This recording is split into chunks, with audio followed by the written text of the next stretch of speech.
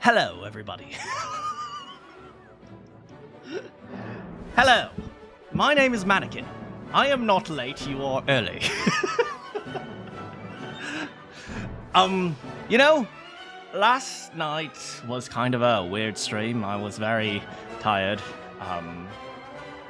And so I think I was just running on low battery. I forgot to plug myself in last night. And yeah. Shut up, Britain. I'm just kidding. I love you, Britain. Yeah, how are you guys doing? So, you know, I was really exhausted last night, and I still had a lot of work to do. I was up until like 5 a.m. last night, and I finally, got to bed. What did you miss? Me being very tired. We did investigations in, Ace Attorney. But, you know, and then when I hit the bed, I still couldn't sleep, so I kind of just laid there. And do you know what I thought to myself? I really like streaming. Like, my stream isn't big, and I don't advertise it at all, but coming here and seeing you guys, even if, like, it's a small audience, I couldn't care less, but seeing you guys, you know, be silly, give me the opportunity to be silly, and then I give you guys the opportunity to be silly and just have fun and be idiots and do investigations with like 4 IQ. It's like, I really enjoy that, and that's like a big highlight of my day. So I know last night's stream was like wild and weird because I was like running on like half a glass of Coke and like 4 glasses of coffee. But I just wanted to say thanks for hanging out with me, guys. Like, no, seriously, thank you.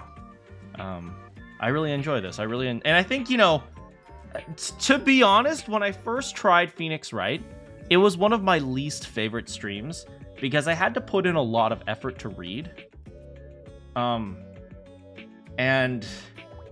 But I think Phoenix Wright has become one of my favorite streams, actually, because I just get to be silly with you guys, and I get to have fun with you guys. Almost more so than, like, things that are, like, intense gaming, because intense gaming doesn't give me the opportunity to chat with you guys and hang out with you guys. I get to, like, you know, actually, like, see what you guys are thinking, because I don't have to constantly focus on the giant monkey that's headless, but also carrying a sword that's being controlled by a, centipede who is like swinging his sword around, and I have to somehow parry it. If you guys know what game I'm referencing, you guys get 10 points. But yeah. Yeah, so thanks for hanging out with me today. We're playing some British Phoenix Wright. God, I feel weird, man. I don't usually talk about my feelings and my emotions. What am I, a girl? No, but I don't usually talk about, like, my feelings. So when I, like, get a chance just to be candid with you guys, it's kind of weird, a weird feeling, but it's also kind of nice. What am I, a woman? Who needs feelings? I'm a big, strong man. Anyway, let's play some British Phoenix Wright. If you guys will give me a moment, I haven't cut my nails in a while, and there's this one nail that's kind of like awkward and awful, so I'm gonna cut it right now. Aha. Do you guys think fingernails are gross? I never thought fingernails are gross, but when I was cutting my fingernails in front of someone, and they're like, "Why are you doing that in front of me?" I was like, "What's wrong with it?"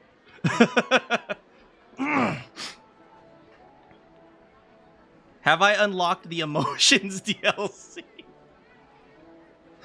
You guys have seen me cry at every single freaking Yakuza game. I think every single stream I have cried in the Yakuza games, Yakuza Like a Dragon, especially with Big Baby. Okay? What the frick was that?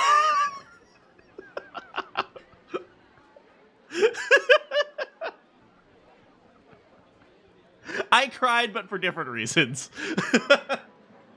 All right, so since Randy is asking, what did I miss last time? I do cry when there are donations. I think it's mostly because, you know, it's not the money. I am seriously about to say, in a very pompous and roundabout way, it's the thought that counts. No. But seriously, like, the whole point of me streaming is just that you do something for free. I just enjoy it and I just have fun. So when you guys donate and you guys are like, hey, I'm enjoying this with you, like, there's no better feeling in the world. And I think a lot of big streamers might get jaded by donations because, you know, at a certain point it becomes a job and a job stops being fun at some points. So yeah, but for me, this is not a job. I don't make money off of this. Half my videos are claimed by the British government at the moment. Like, every single one of my videos, every single freaking one of my videos right now, in Phoenix, not Phoenix Wright, British Phoenix Wright, is claimed by like somebody, and I just assume it's like, I assume it's like the late, like, the late spirit of Queen Elizabeth who's stealing my money to buy more tea or something. Yeah, it's not, I don't even think, it's kind of like a side thing or a hobby. It's not even really like a side thing. It's just more of it's a chance to enjoy myself. You know, like, have you ever had your friends come over for like a game night? That's what streaming is to me. It's like just hanging out and having a game night. Having a LAN party. Do you guys even know what a LAN party is? A chance to have fun. That's exactly what it is, Celestial. You guys don't even know what a LAN party is. Did you know, back in the day, there was no Wi-Fi. If you wanted to play Team Fortress 2 with your friends, y'all would get together with your laptops and plug in Ethernet cables into a singular modem. Those were the days, man. I'm a boomer. I didn't have friends.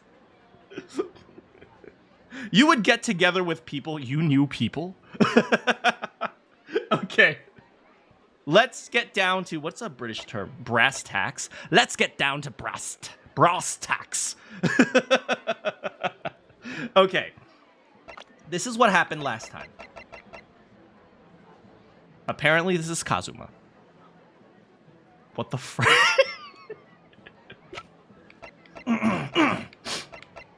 So first of all, there's a guy named Enoch Drebber, who supposedly made the machine for Professor Harebrain, not to be confused with Professor Mikotoba, not to be confused with the Professor, who is a serial killer.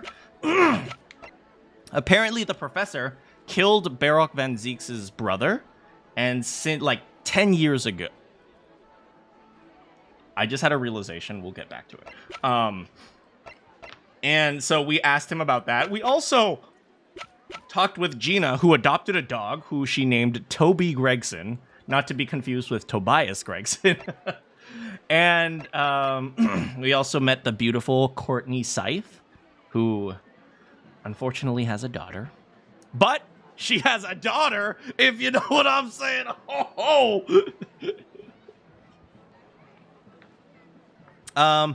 Do you have any suggestions of stuff you can do while you're at an airport? I don't want to be bored. I mean, the best thing is just watching videos, like whether it's my stream or some YouTube video, or go catch up on anime. I've been catching up on My Hero Academy. Anyway, but yeah, she's the coroner for the Odiasman. Binge watch One Piece. That's a lot of binge watching. Oh my god, Kiyoma. Celestial asks for stuff to be entertained, not to be tortured. And then we gotta find Enoch Drebber. So we asked Gina to help us track down Enoch Drebber using Toby Gregson. And we gave Toby Gregson... Where's the card? Where's the... Well, I guess we don't have his business card, but we gave him his business card, and there was some oil on the business card, so the Toby Gregson is looking through the oil. And now for my revelation. Okay. Hear me out. Okay. So I've been trying to piece together the time period, the time frames, because there seems to be a lot of stuff going on. Okay. Barock von Zieks, apostrophe S, Baron von Zieks' brother was killed 10 years ago. Right?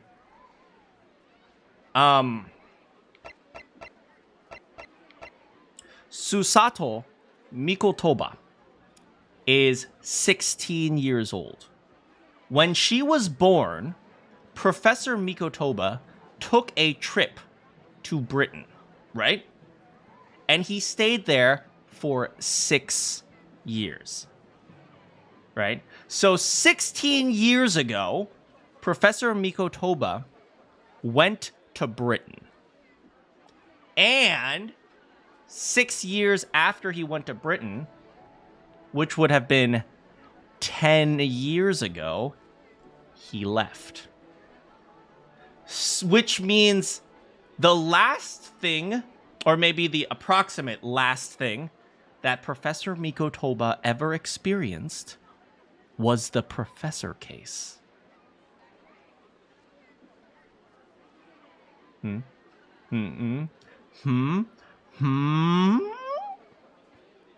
Okay, so hear me out. Maybe you just watch a man of VOD. You can always watch my VODs, although the further back you go, the weirder I am. So maybe the reason why Barock van Zieks hates Japanese people is because Professor Mikotoba, I forgot what his name was. And who else was it? I think the judge, right? Jigoku? They went on a trip. And because of that trip, it ended with the professor killing his brother. Okay, so I'm getting the time frames. Because Susato is 16. 16 years ago, minus 6, because he was there for 6 years, is 10 years ago. Which means he left around the time that the professor case happened, right? Around the time that the professor was out killing Barock van Zieks. Did they ever catch the professor? I forgot if they ever actually said something about that. But maybe Barock von Zieks thinks the Japanese exchange students had something to do with the professor.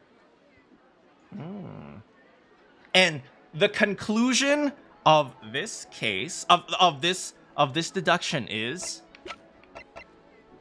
Madame Two Spells is very pretty. Let's go visit her.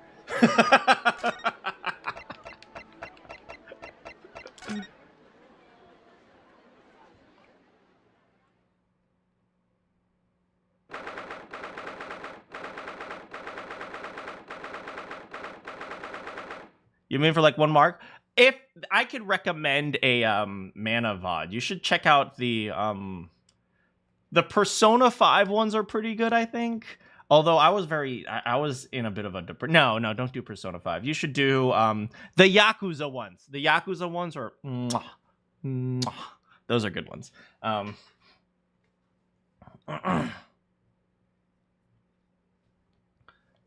23rd of October. Madame Tuspel's Museum of Waxwork.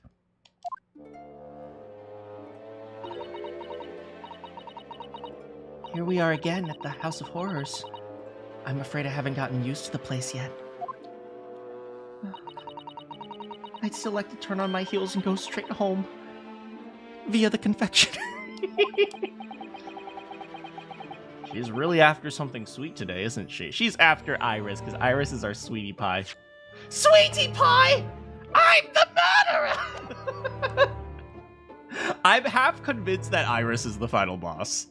I'm like 90% sure that Mel Strongheart is the final boss, but like the remaining 10% has got my eye on Iris.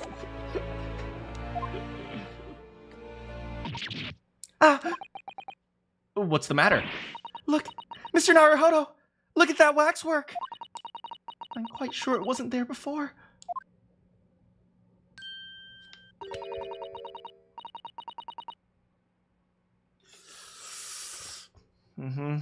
Yeah, I can guarantee you it wasn't there before. I hate this man! Go away!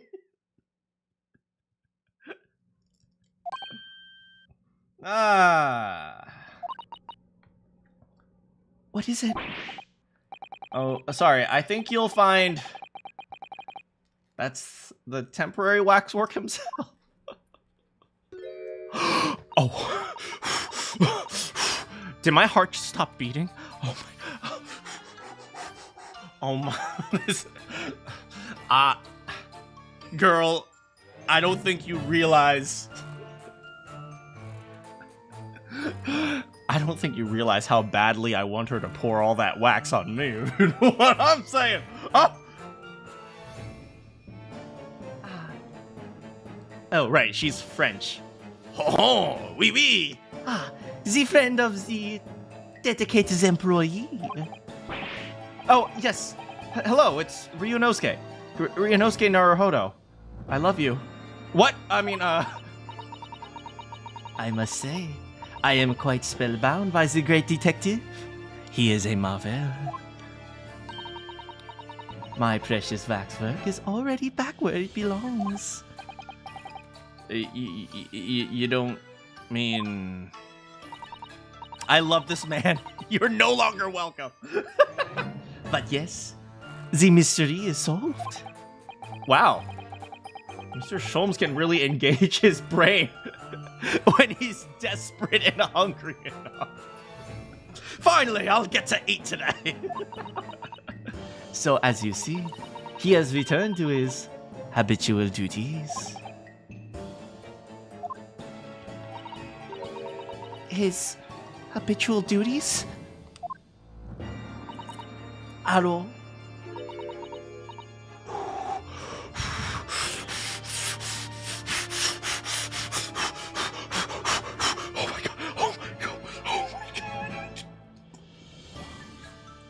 Hello?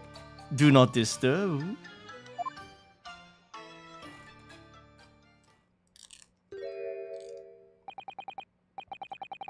Poor Susato. She looks very perplexed.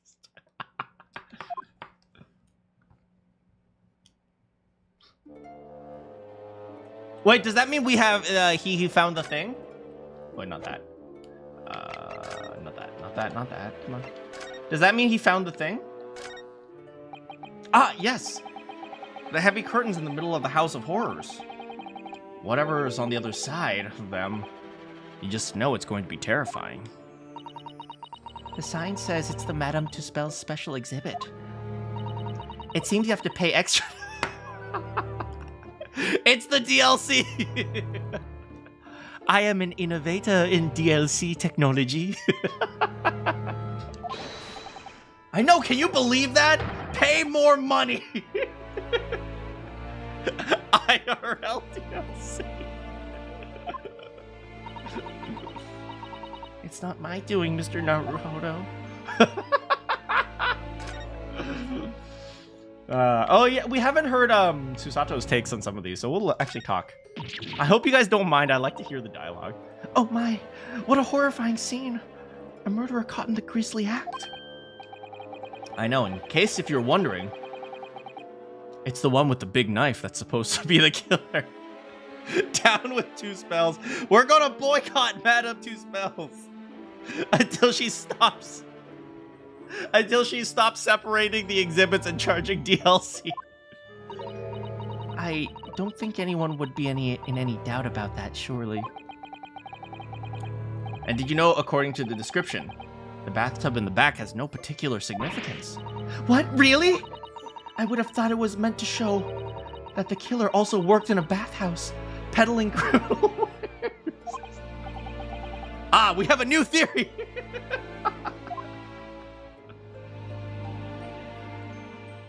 Right, didn't Naruhodo think she was like a vampire or something?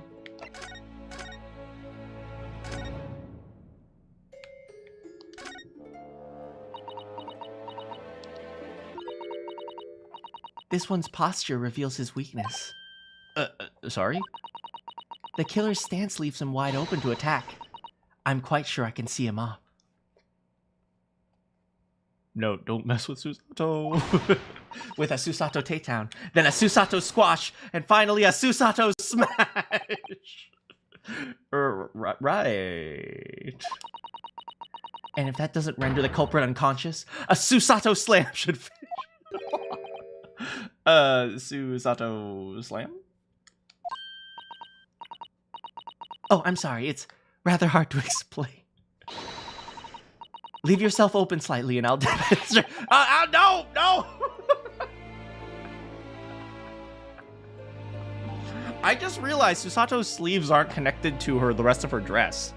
There's like an open space right here.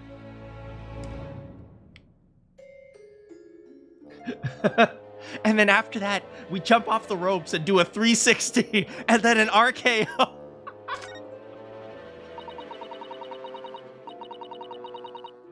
We really do need to speak with Mr. Sholmes, and I'm longing to say hello again. But where is he? Oh, dang! He's going to fight her! Oh, no! Sholmes, no! Wait, Sholmes! I think you might find that he's quite nearby, actually. Oh, what do you... Indeed, my dear fellow! The world-famous great detective and waxwork, Sherlock Sholmes! He's emoting. He's flossing, oh no! Susato! Susato-san! She's dead!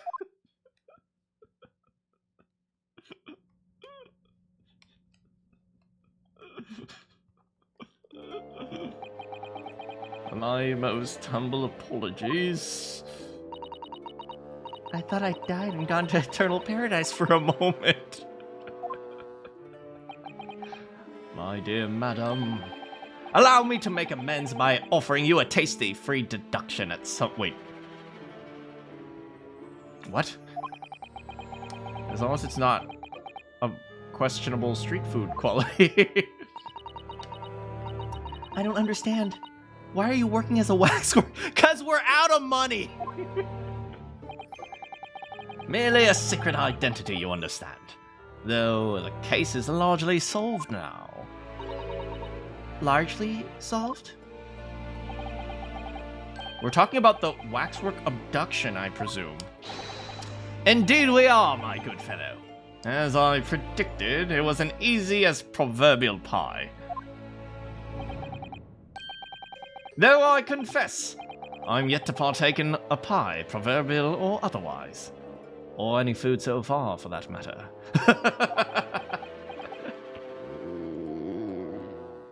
Oh god, he hasn't eaten. We're poor. We're broke, man. That stomach rumble echoed around the whole museum. I was at a recording session the other day, and my stomach started growling. It was super embarrassing. How'd you manage to solve it so quickly? Ah, well, do you remember that I said largely solved?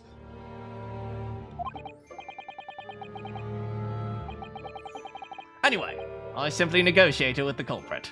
Are you familiar with the so-called telephone? Oh, yes. It's a most modern invention, allowing you to hold a conversation with people far away. It's like streaming. Streaming? I've never heard of it. In Japan, only the imperial capital and a handful of other cities are connected. This morning, a telephone call was received here from the perpetrator of the abduction. As such, I was able to negotiate terms, and in the end, the waxwork was returned. That's amazing!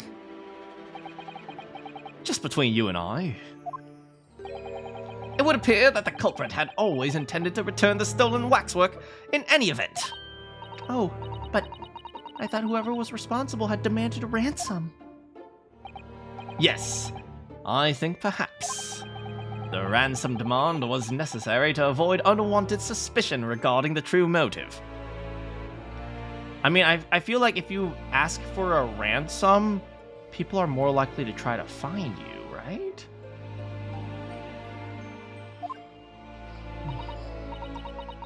But does that not mean... Your negotiating was entirely unnecessary. Don't tell that to Madame Dispels or she won't pay.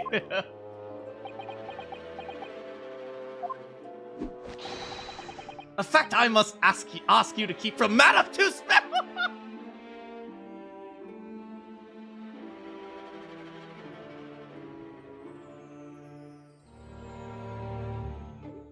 Oh no! Oh no, Iris is gonna go hungry again. A hungry young Iris awaits my return to Baker Street. After all, poor Iris. We need to get her that bacon, man. Now then, do I sense that you have some business with this great waxwork? I suppose we do.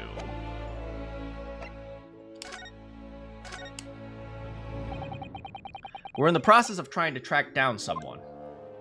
Oh! Yes, a man by the name of Enoch Drebber. He's the swindler who duped Professor Hairbrain and the engineer who built the kinesis machine. A swindler and an engineer. Quite the modern man. He also seems to be a conjurer of sorts, with considerable knowledge of stage magic. We really need to locate him before the trial resumes tomorrow. But we have so few clues to go on. That's the trouble. You have any good ideas? I have no data yet. Data? I guess data is more Britishy, right? I have no data yet. It is a capital mistake to have good ideas before one has data. If I knew something of the man's appearance, at least I may be in a better position to help. Yes, Drebber's appearance. Fortunately for you, however, presently I have little to occupy myself and little to fill my stomach. As soon as you find any clue, no matter how small, I shall gladly give you my thoughts on it. And then eat it! First, Kazuma. Mr. Sholmes, did you lie to us, by the way?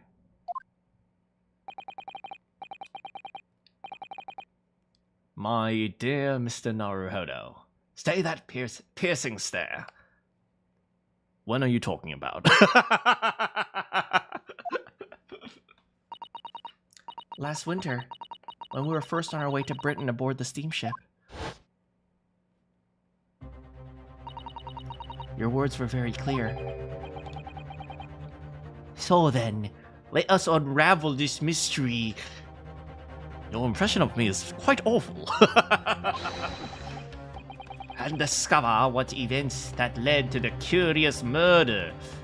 No, seriously, you have to work on that. You told us it was a murder. And then you examined Kazuma-sama's body. Indeed! And wherein lies the problem? We met him earlier today. The victim, Kazuma Asogi. You're quite sure? He was wearing some sort of mask and apparently suffering from amnesia. But yes, I'm quite sure it was Kazuma-sama.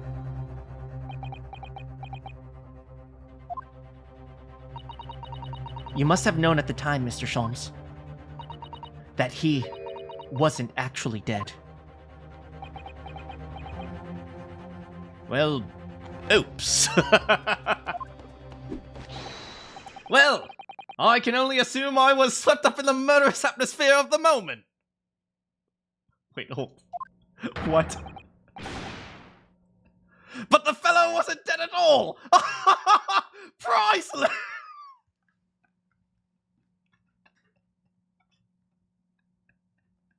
He literally said, lol, rip bozo. LOL, rip bozo.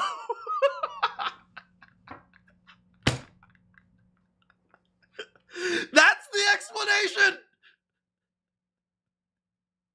His explanation is LOL. He's capping.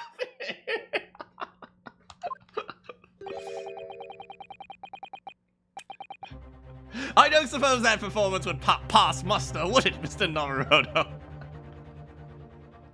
LOL, Rufflecopter!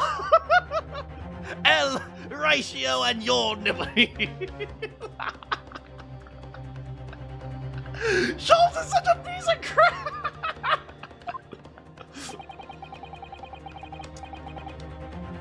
I couldn't believe the crewman present at the time made a mistake.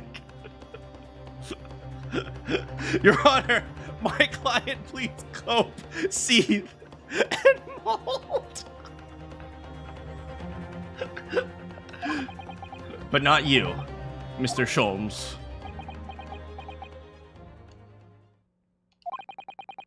I will now tell you something of first importance, my dear fellow. Great detectives are wont to lie. It will serve you well to remember that. Wait, did he seriously just say you got played? Is that it? Is that the explanation? Please, Mr. Schultz. Tomorrow in court, you will find yourself on the threshold of a very great mystery. For now, I'm afraid that's all I can say. He literally just said Rip Bozo. No, he literally just said L ratio Rip Bozo, you Nipponese. What the frick, man?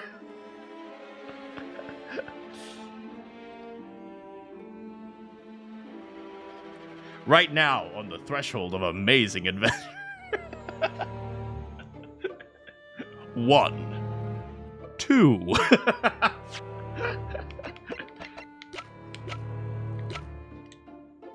Oh, I have to go through present, right? I got the reference. Mr. Sholmes, since you're not going to tell me why you decided to, symbolically kill my best friend, just look at this picture. It's of Mr. Enoch Drebber, the face of the engineer we seek. Well, all Englishmen look broadly the same, of course. Dang. Dang. Do you know what's really crazy? Do you know what's really, really crazy? I think about this all the time. There are a lot of people who are either American or European who say Asians look the same. And there are a lot of Asians who say, like, all, like, white people look the same and all black people look the same. It's like, I realize that, like, when you just don't see something very often, you don't learn to differentiate. So here's another example of that. Did you guys know people who are, like, I was about to say people who are Indian. Indian people can tell apart Indian food a lot better than they can tell apart, like, I don't know, Japanese food. Which is like, well, obviously, right? But it's like, for example, like, how Japanese people prepare fish. A lot of Indian people can't tell the difference between the things like salmon and tuna and stuff like that. And even like in sushi, like salmon, tuna, albacore, mackerel, a lot of, like, for example, Indian people, they can't tell those things apart. But they can tell apart all the different types of curries in India. Whereas, you know, someone like me who grew up in the United States, I can't really tell the difference between the various Indian curries. But I can absolutely tell the difference between different types of fish and sushi. So it's like, you just think about it and you realize, like, our brains are wired to tell things apart when we need it and then just disregard the things that we don't need. So when he said things like broadly all Englishmen look the same, you know, it just made me, you know, it made me think back to that. It's like, yeah, like, we just throw away the differences that we don't need, which is kind of crazy that our brain does that, which is super efficient, by the way, if you think about it. So looking at the photograph won't be particularly... Oh, so looking at the photograph won't be particularly instructive.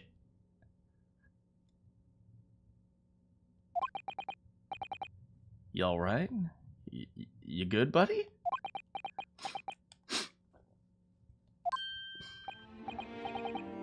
Ah, yes, forgive me. Very interesting, this. Very interesting indeed. What's wrong, Mr. Sholmes? You've turned quite pale all of a sudden.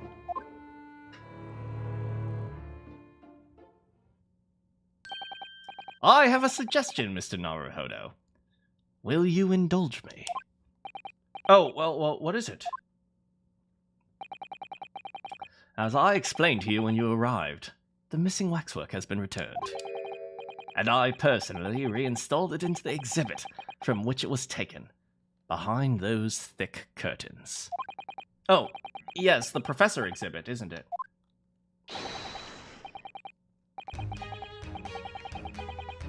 Pay for the DLC, Mr. Naruhodo! Buy the DLC!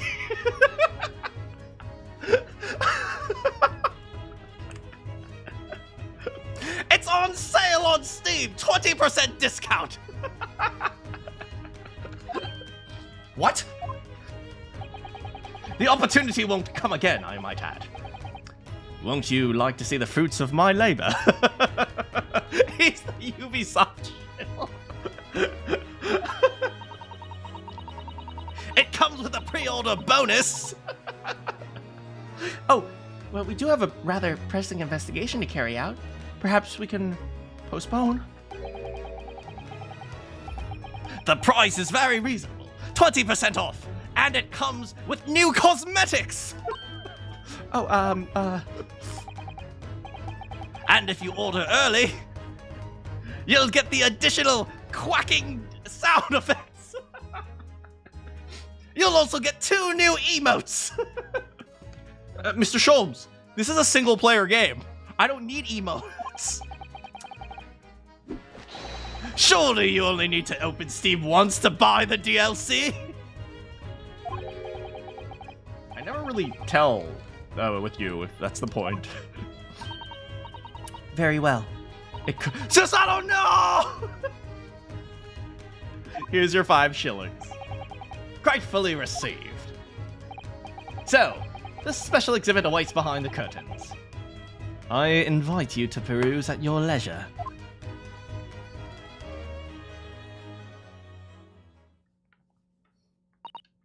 Well, money's been spent. Let's just go see the special exhibit.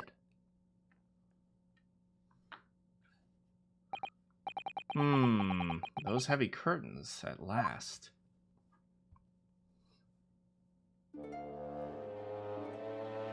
Should we go in? Should we go in? Here we go. 5 shillings we've had to pay. It doesn't seem right that Mr. Sholmes slipped the money into his own pocket, though. No. Ah! We could ask Gina to retrieve it for us. It's nice to have a cop on our side, huh? Pickpocketing police officers and diddling. Diddling! What is up with you guys and diddling? Who was it? Professor Hairbrain. I've been diddled and fiddled. Is this what makes America great? Wait. Freudian slip. Is this what makes Britain great?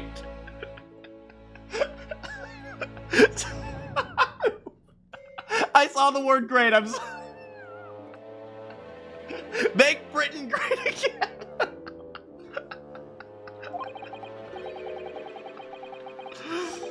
Not to mention demigod prosecutors taking the law into their own hands, chip-loving inspectors. Inspector Gregson comes off rather well in that list. Oh, and no! Oh, my. Oh my goodness! No, thanks. And it was your first super.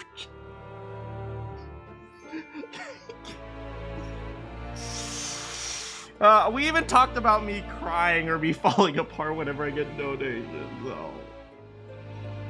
I need some water.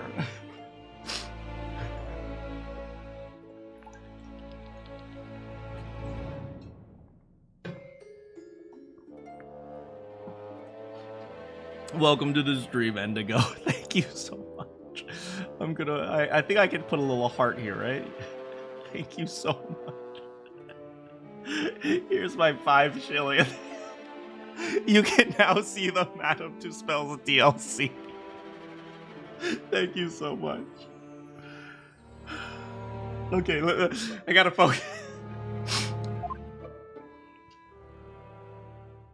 A magic shilling for 2 spells. 23rd of October, Madame Tuspel's special exhibit. You will always shill. I will always shill for 2 spells. That is true. What the?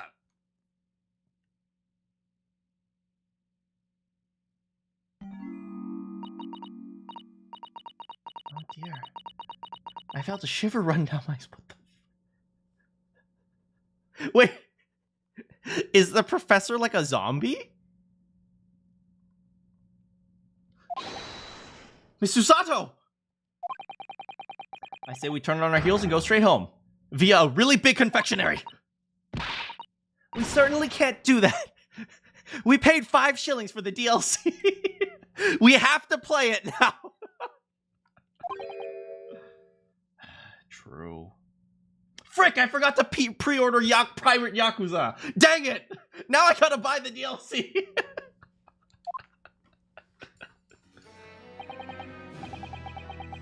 Actually, now that I'm looking a little more closely, we paid good money to see an exhibit that's income. What the frick, Sholmes?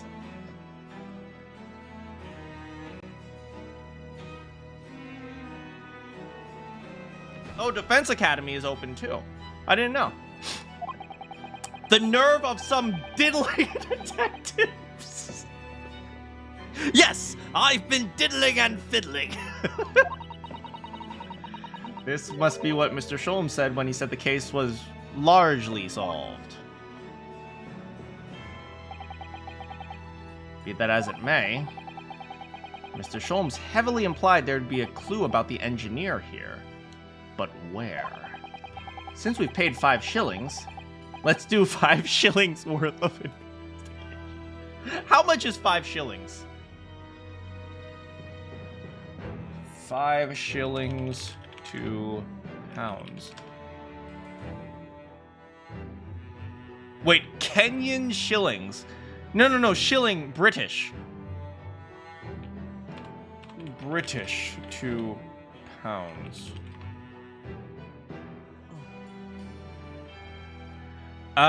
Shilling, a one's worth 1/20th of a pound. Oh, it's 1/20th of a pound. So it's 5 cents, maybe? I guess. Insert that one no head. Yes. We will get what we paid for. Put on the cosmetic DLC, Naruhodo. Is that fear or frustration that's making Susano's voice tremble? Yeah, well, let's start with the professor. Wait, which one's the professor?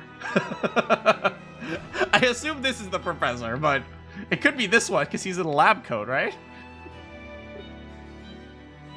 We'll go with the zombie first.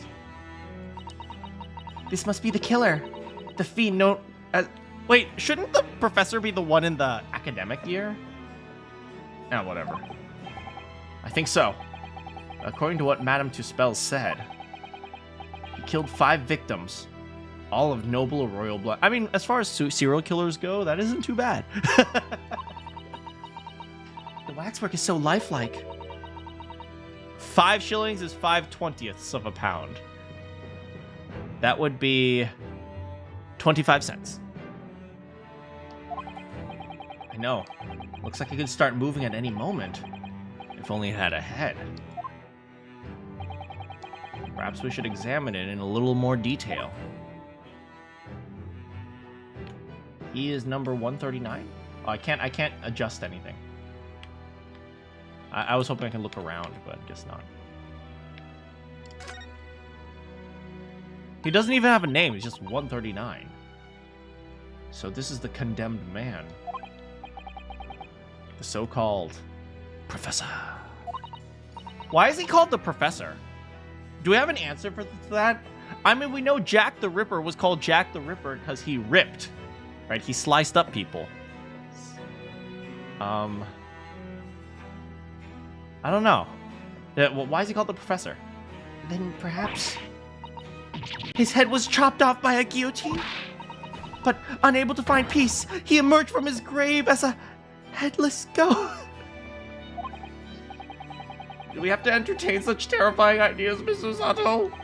Anyway, I'm sure the model had a head once. There's a metal fitting for it. He tortured them with math equations. Take the derivative of e to the x.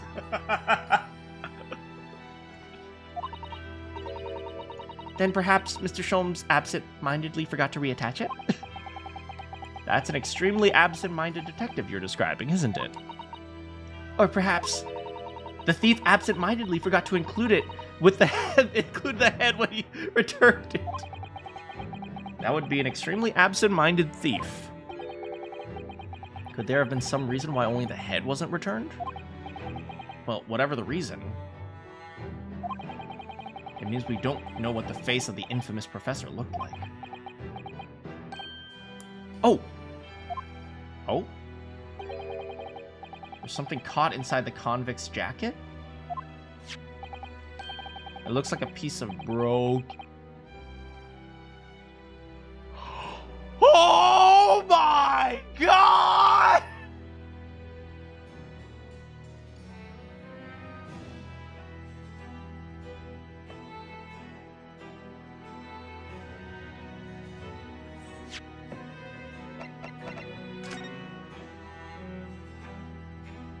Was this waxwork the body double?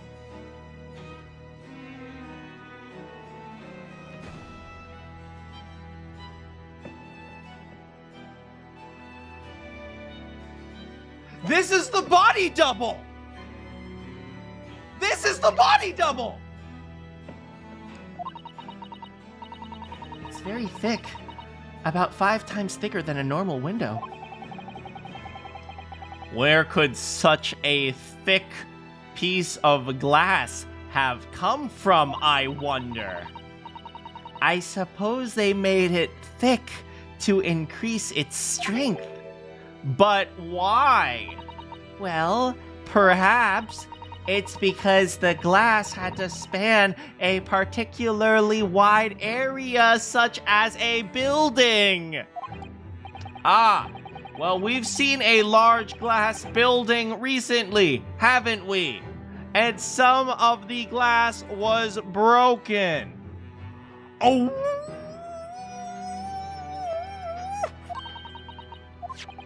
Exactly. The Crystal Tower. Oh my. Did they use the professor? Was the professor related to what's his face? Did it have any relation with Odie Asman? Well, I suppose they didn't need to have a relationship with Odie Asman, right? Right? Because nobody was actually looking at the thing that was falling, right? They were looking at Odie, like Odie Asman on the stage would have gotten a lot of attention, but the thing that was falling, there probably wasn't enough time to actually see whether or not that was Odie Asman. Do we have an autopsy? The autopsy report? Sure. Broken vertebrae, most likely from considerable impact. But didn't Scythe say that Scythe said that Odie Asman was also at the glass tower, right? Does that mean she's lying? Unless this thing, this waxwork, looks like Odie Asman. But if this waxwork, regardless, even if it is a waxwork, I would expect a medical coroner to be able to tell the difference between a waxwork and a real person, right? Is Courtney Scythe pulling a Mekon on us? This thing shows... Is she pulling a Mekon Tsumiki on us? Maybe we cannot trust the clues provided by Courtney Scythe. My one true love. I mean, the mother of my one true love.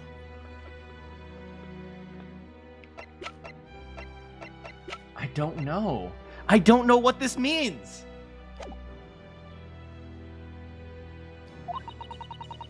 Why would the glass from the crystal tower be here? It makes you think, doesn't it? We should examine this.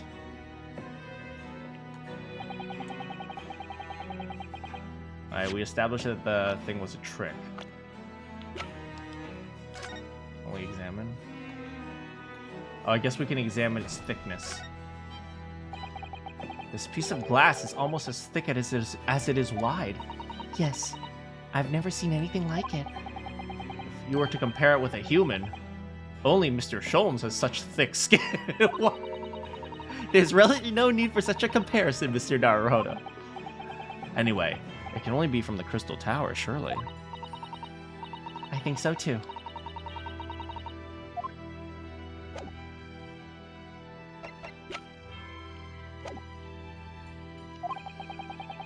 And now we discover this fragment of glass here in this waxwork. Is it just a coincidence? That's it. That's the only thing we can investigate, huh? Just the head. Yeah, nothing else. Well, we'll back out. The other obvious thing is the dude right here. Is he a gravedigger? Grave robber? This part of the exhibit is just as disturbing. It looks so real. Seems to be a young man in a white overcoat. He has a large shovel. It's actually a spade? Perhaps we should investigate in a little more detail.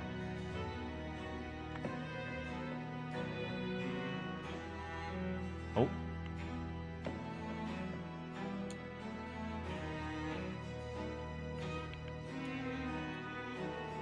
Okay, let's see. Lantern. Oh. Camera. What's this here? Oh, what's this here? It would appear to be a lens in the middle, so I believe it's probably a camera. A camera? But it's so small. Oh, Ryunosuke, if only you knew. If only you knew the lengths of technology. British technology is incredible. I mean, what about Mr. Sholmes' skin prints? I think perhaps you should treat Mr. Sholmes' inventions as exceptions to the rule. But anyway, why would the man be in a graveyard at night with a camera? Well, to grave rob? I wonder. Perhaps he was trying to capture the moment a dead body came back as a ghost. Yep, that's the reason. We'll just borrow this for a little while, I think. She just stole the camera! By looking at the photographic plate inside the camera, we can see what the picture was taken. What's a photographic plate? It's a piece of glass coated in a special emulsion that reacts to light coming through the lens. If we open the cover at the back, we should find it. Let's have a look. Gina's rubbing off on her. You should see yourself, Susato. Your eyes are shining. You really do like machinery, don't you? No, I like stealing. Gina was right. This is so fun. Let's go back for a second.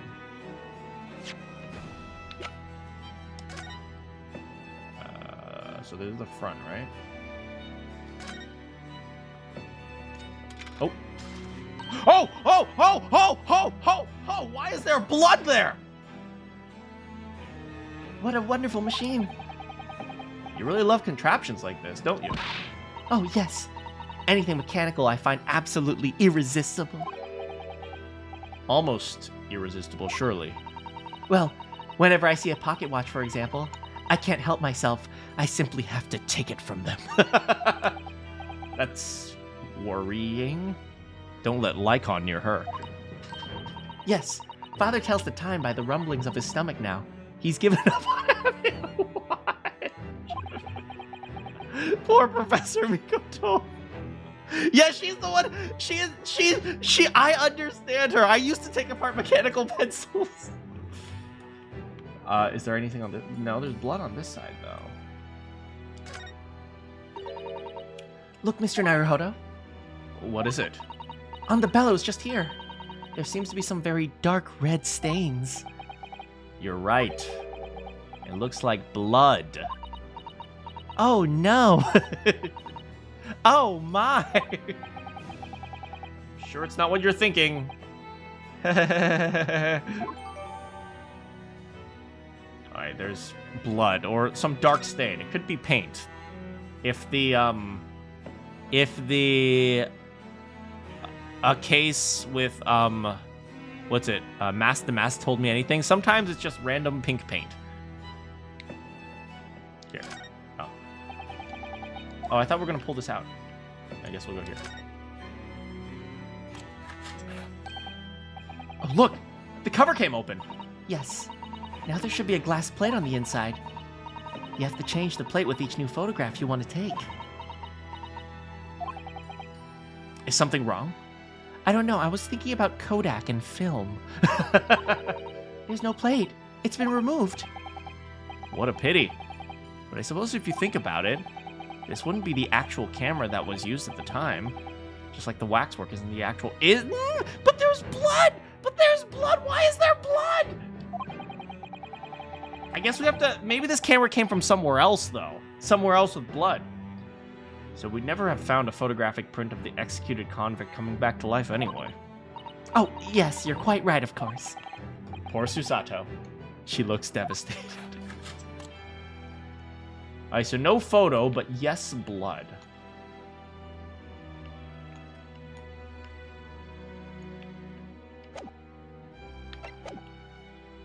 Alright, back to this. Alright, let's go in.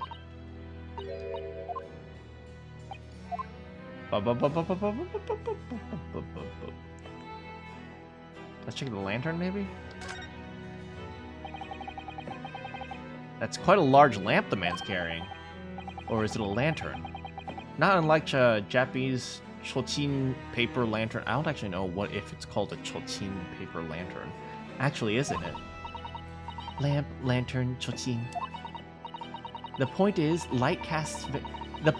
it casts very little light.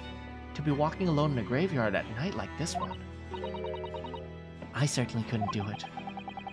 I'm not sure I could visit a graveyard at all. Even in broad daylight, to be honest. Do you know, for me, it's not graveyards that are scary. It's dilapidated graveyards that are scary. To me, like, I don't mind graveyards because, you know, dead people are buried there. But it's like, you know, you bury your dead there to pay your respects. But it's like, when they're dilapidated and they feel forgotten, that's when they're kind of creepy, I think. Because it's like, you know, the people who've, like, forgotten the dead. If that makes sense. I don't know how to explain it, but like the forgotten graveyards, those are scary. Like graveyards that are well maintained and well like kept, it's like I don't think they're scary. In fact, I think some of them are very nice. Shovel? Shovel?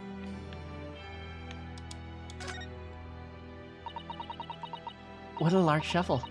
He's holding it rather ominously, isn't he? What on earth was the man doing with the shovel in the middle of the night? He was grave robbing. It's not that hard, guys. Or he could be the grave digger, I suppose. No, but the dude's coming out of the earth. Mr. Sato? Yes? That's a spade.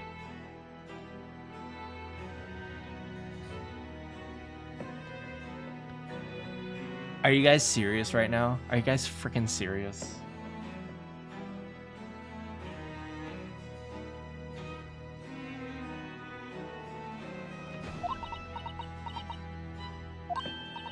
No, it's a shovel. Nope. Shovels are for digging. That's for scooping up loose material. It's a spade. We've been through this, Mr. Naruhodo. It's a shovel. No. Although we haven't considered trowels. We've allowed ourselves to be distracted, I feel. Perhaps we should concentrate on what the man was doing with the implement, which is a shovel. So we're gonna bury the hatchet. I hate this. You're right, though. What the man was doing in the graveyard in the first place, that's the question.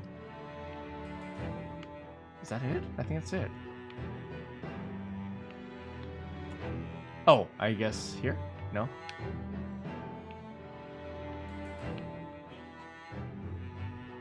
Here? Oh, there's something up here. Hold on, how do I get up there? Oh. There, maybe? I can't see his face very well, can you? Perhaps if I just... Hey, mystery. Oh, do you think you should be manhandling... Oh, do you think you should be manhandling the DLC, Mr. Naruhodo? That seemed like the spade, the tip was flat. Not you too, Randy! I'll put it back exactly as it was, don't worry. Oh.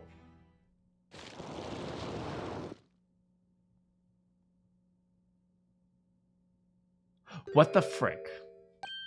What the frick?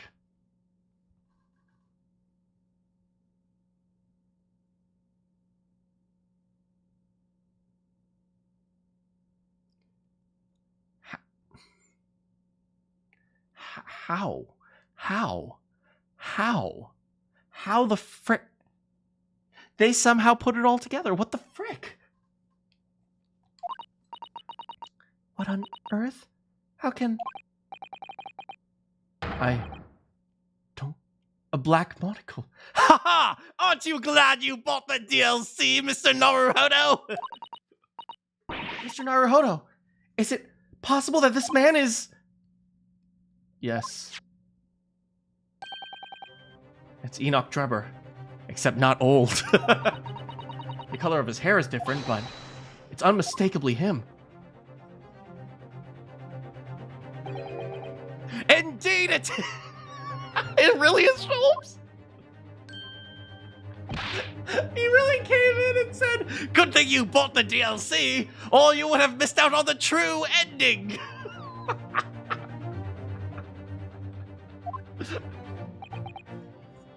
This man is the subject of your present hunt, I believe. Yes, that's right. Just who is this man? Why is he here in the exhibit? Well, if someone stole the exhibit and this guy is in the exhibit, it would make sense that, well, for one reason or another, he's the one who stole it, right?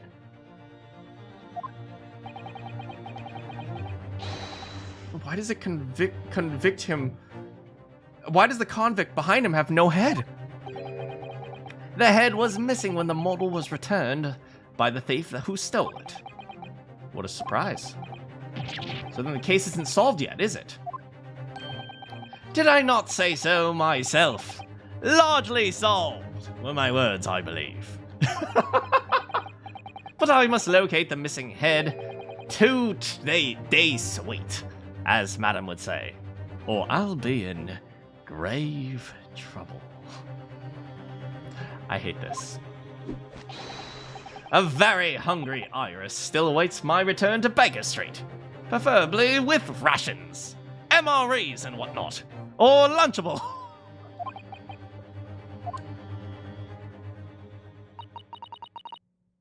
Do you know, though?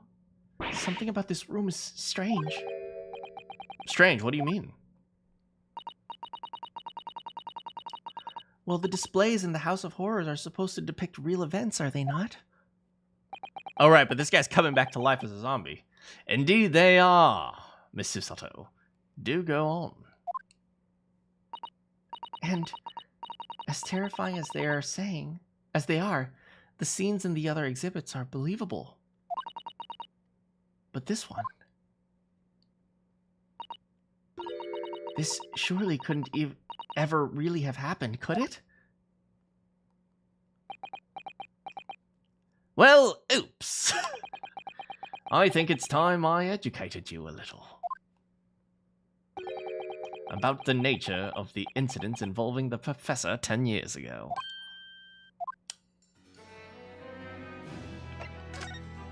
What happened to the professor? Find out after a quick bathroom break. I'll be right back, guys.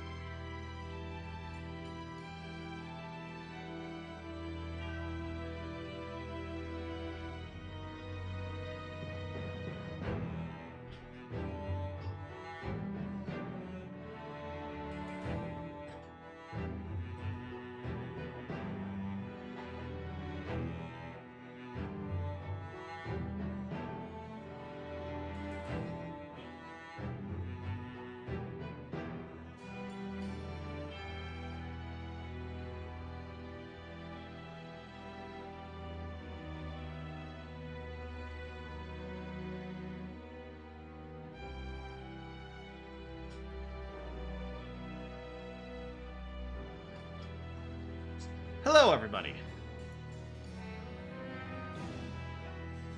Thank you for helping me flush, but quit wasting my water bill. All right. So, professor time? You know what I was thinking about? Totally random. While I was in the bathroom, I was thinking about I really want to experience Japanese earwax cleaning.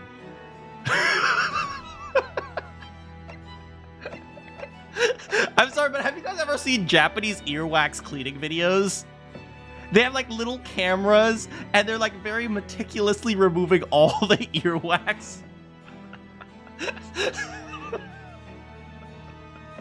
Sorry, but random thoughts. Anyway.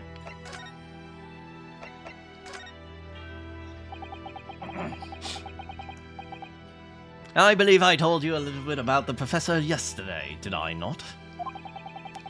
He took the lives of 5 victims, everyone being either a member of the aristocracy or royalty. I need someone to clean your ears like that, and then they gently stroke your face. Have a good sleep. All were attacked by an enormous hunting hound that had their throats ripped from their bodies. The Hound of Bakersfield. Oh gosh, an enormous hound? How awful. I mean, can I be real with you guys? I kind of think that the murder weapon, which is a dog, is a victim too, right? I don't know if the dog just naturally likes to attack people, but obviously it was trained to attack people. And as a result of this, the dog most definitely was put down. Right? It's like the dog most definitely is also a victim. It's kind of weird for me to think like that, but like if you think about it from like a training perspective, if you think of it as like, you know, a dog is just simply doing what the human asks it to do, I would think that the dog is also a victim. I don't know, just a thought.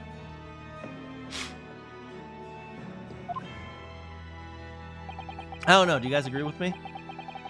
After taking the life of his 5th victim, the killer was apprehended. It was a case of unprecedented magnitude in Britain, you understand. Accordingly, the professor was tried in a closed court.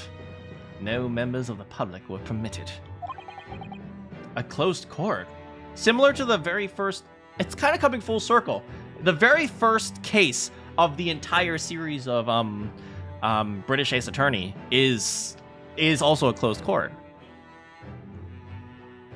Why was it a closed? Because it had to do with the murder of a English national, right? So you mean the professor's identity? As you've surmised, my dear fellow, his identity was never made public. Right, yeah, so this guy, the murder of the aristocrats, princes and nobles and rich people. Naturally, he was found guilty and was summarily sentenced to death by hanging. He was buried.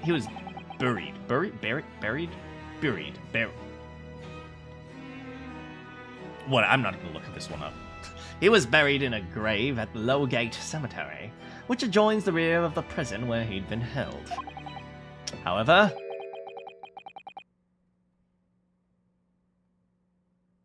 uh-oh. What happened to my streaming software? Okay, we're good. We're good. Sorry about that. However, that was not the end of the affair.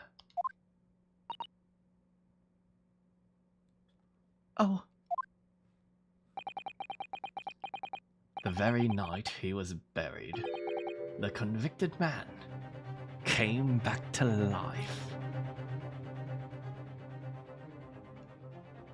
Oh. Came back to life? He clawed his way out of the ground and emerged into the moonlit graveyard. The exhibit here depicts that very scene, as described by the sole witness to those chilling events. Enoch Drebber. There was a witness? But of course, my dear fellow, it was none other than the young man in the white overcoat.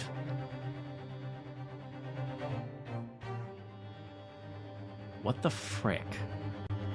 Okay, so somehow they tied a serial killer from 10 years ago into the current murder case. The murder of a rich dude who runs a criminal network who was funding a science experiment. And he worked with this guy. Okay, so let's put pieces together. Let's start to put the pieces together. Enoch Drebber supposedly built the machine, which means he must have been the one with the intention to kill, right? The machine was the murder weapon, right? However exactly it worked, like, you know, there was the whole, like, balloon thing where the balloon exploded and, like, the body went flying, but regardless, one way or another, the machine itself is integral, which means, at the very least, Enoch had some level of desire to create a machine to commit a murder, which is the murder of Odious Man.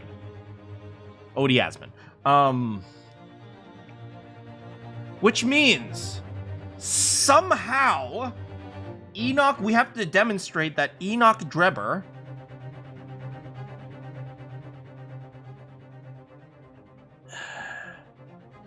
we have to demonstrate that he is the killer, somehow. He built the machine.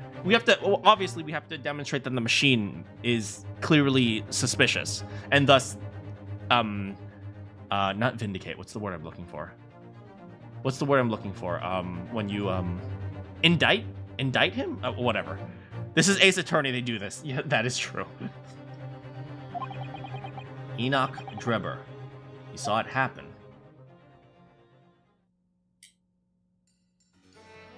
So I'm curious to know why Enoch Drebber, who is apparently one of Odiasman's partners in the underworld, ended up trying to kill Odiasman. Maybe he was trying to kill Hairbrain. It's not obvious. So this is a waxwork model of Enoch Drebber. 10 years ago, the convicted professor, having been debated... having been debated and buried, emerged from his grave in the dead of night. The sole witness to that unimaginable scene was this young man. You got debated. He was debated. From appearances, I would say he was about 20 years old. Well, the professor case happened 10 years ago, right? So we know how old he is. He's 35, so he would have been 25 at the time. Someone debated themselves. Get out of here, guys. It's so horrifying. Scared out of his wits, the young Drebber ran to a nearby police station to report the incident. And the sheer terror of what he had seen is said to have turned his hair white overnight. Nah, he just didn't age very gracefully. As shown in the photograph we have of him, his hair is completely white. Touch of Grey by Just for Men. For the following few days, the whole story of what he's seen was on the front of the Capitol, of every front page in the Capitol. The public was frantic for every last detail about the killer who'd come back to life.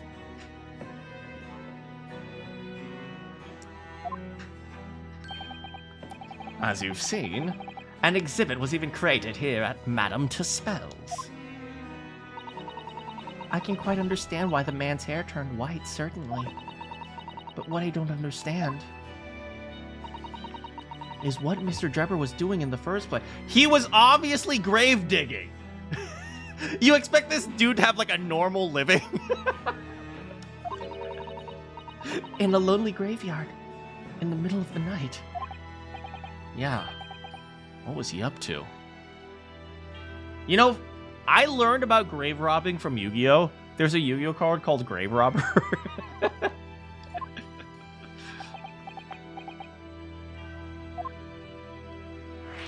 following the execution.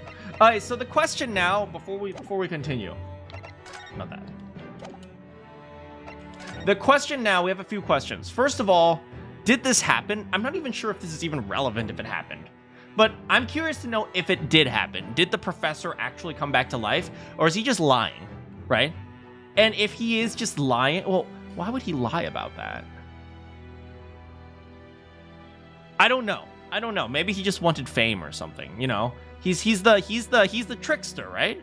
He's the magician scientist trickster, the one who tries to swindle the government for money, right? I wouldn't put it past him to lie about this.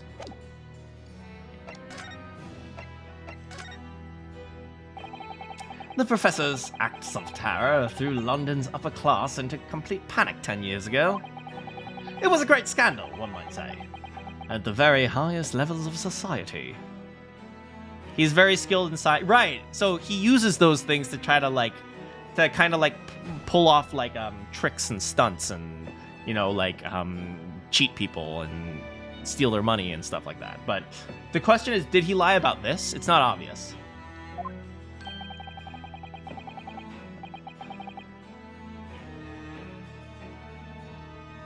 Wait, what, Randy?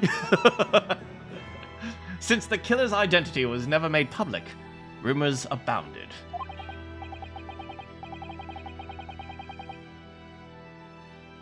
Hey, Ivy! Guess who's reading marks for your sociology class? I mean, reading all different types of things, regardless of who they're coming from, is a good thing. So, you know, if you're going to read about sociology, understand why he wrote the things he did. Anyway, back to Britain. After all, no killer had ever before systematically employed a dog as a weapon of murder. I can imagine the impact the case must have had. Does anyone know the dog murder? Is this actually based on history? I think it's based on a Sherlock Holmes book, but I don't think it's based on actual history, is it? But in time, of course, the rumors abated. So too did the talk of the shocking witness account of the convict who came back to life. The Hound of Bakersville. Yeah, exactly. How's it going, Sams? Yes, I know it's actually Baskervilles. Bakersfield, right. It was forgotten, dismissed as a dubious ghost story, as a preposterous parlor tale.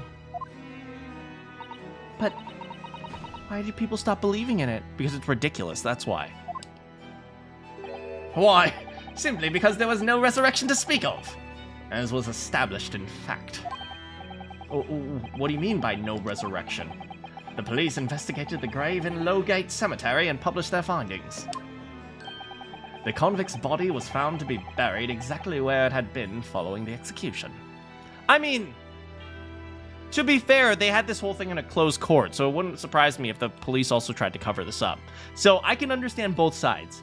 It's possible that he faked it, and you're like, haha, yeah, there was a dude that came back to life.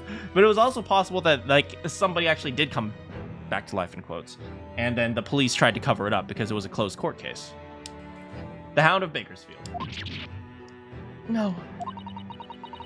But that would mean Mr. Drebber must have lied to the police and the newspapers. That would appear to be the only logical explanation, yes. Okay. Let's think of it from multiple angles. It is possible that the police covered it up. It's possible that Drebber lied. Okay. But, okay, this is the one thing that is really important for me, right? I always believe if there is something that is crazy, you try to explain it in the simplest way possible. That's how you solve cases. That's why I always get the Danganronpa case correct. It's right. You don't think about all these crazy cases like, what if she threw the shot put and then it bounced off the library books and smashed into his head? It's like, no. There's always a simple explanation. So let's suppose that dude did come back to life. All right. What does that imply? That implies he was never dead to begin with, right? So maybe it's possible that the scandal was the police attempted to bury someone alive. Maybe that was the scandal.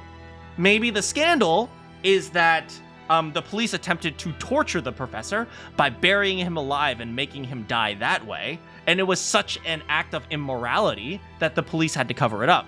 Maybe that's the problem here, right? So I could certainly see that if something like that happened, like if he was never dead, they buried him alive to make him suffer, then the police would absolutely cover that, because that's incredibly immoral, and the people would absolutely lose faith in the police, in the criminal justice system if that happened. Right, so that's one possibility, right? There's multiple possibilities, but access restricted. Thank you for being careful about spoilers. But, you know, so there's lots of different possibilities, right? I have a belief, right? People don't randomly claim extraordinary lies, right? Especially not a swindler, right? I'm just thinking from Swindler Drebber's perspective, right? If he wanted to swindle people, right, he wouldn't tell a lie that was unbelievable. He'd tell a lie that was readily believable, right? Which almost makes me do this reverse psychology thing. So if he's telling us a lie that is so incredibly unbelievable that no one would ever believe it, maybe that's not a lie. Right? So it's that weird reverse psychology thing, right? It only makes sense to lie if people believe it. If you tell a lie that makes absolutely no sense, then what's the point?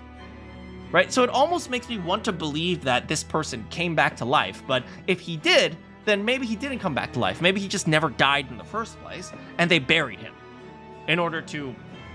My current working theory is because he was such a heinous criminal, they made him suffer. And I think, to be honest, it makes me wonder this, right?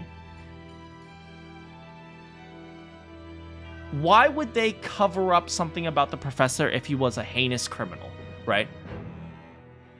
And so like, I'm following this train of thought to its logical conclusion right now. And I don't know for sure if this, like obviously I don't even know if the assumption that the professor came back to life or clawed his way out of the grave, I don't even know if that's true.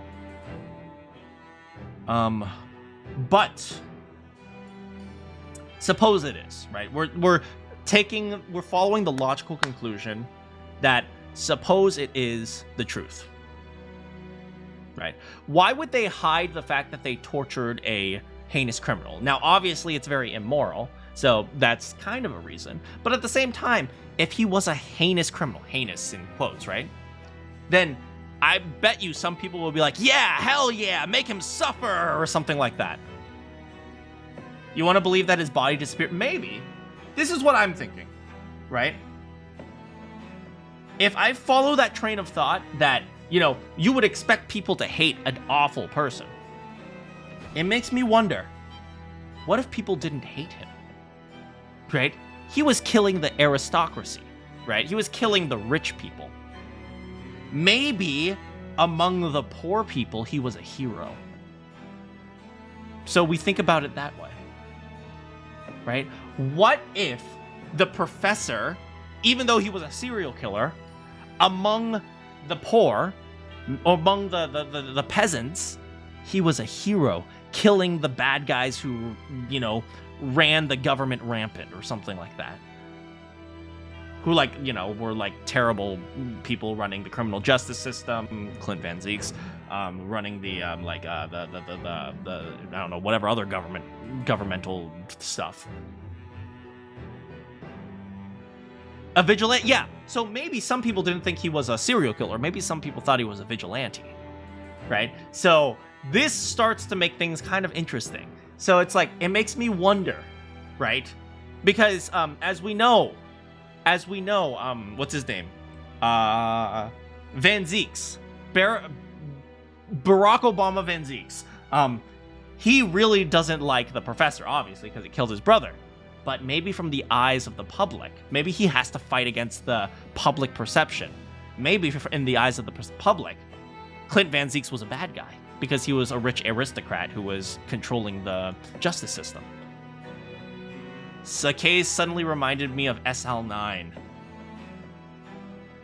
SL9 was wild, man. Like a cop, functionally a prosecutor being taken advantage of by a cop. It's like, yeah. But like, it's like, this seems to be way more complicated than just than just the murder and the serial killing itself. The fact that there was a closed court, the fact that there was a closed court, the fact that, you know, somebody made this wild claim and then the police, like, you know, immediately denied the claim. I don't even know if the claim is true or not, but the police was like, no, that didn't happen, right? If I'm a cop, like head of police, I would expect if somebody made this wild claim, you're like, I'm just going to ignore this claim because it's stupid. But no, they went out of their way to say that it was a claim. It doesn't necessarily mean that this guy came back to life. It could very well mean, like, we have to, you know, get people to stop talking about this, right? It tells me that this professor case seems to be very linked into, like, the entire society. The professor seems to have been very influential in society. Like, whatever happened, it seems to have had a great deal of impact in, like, the society at large, rather than just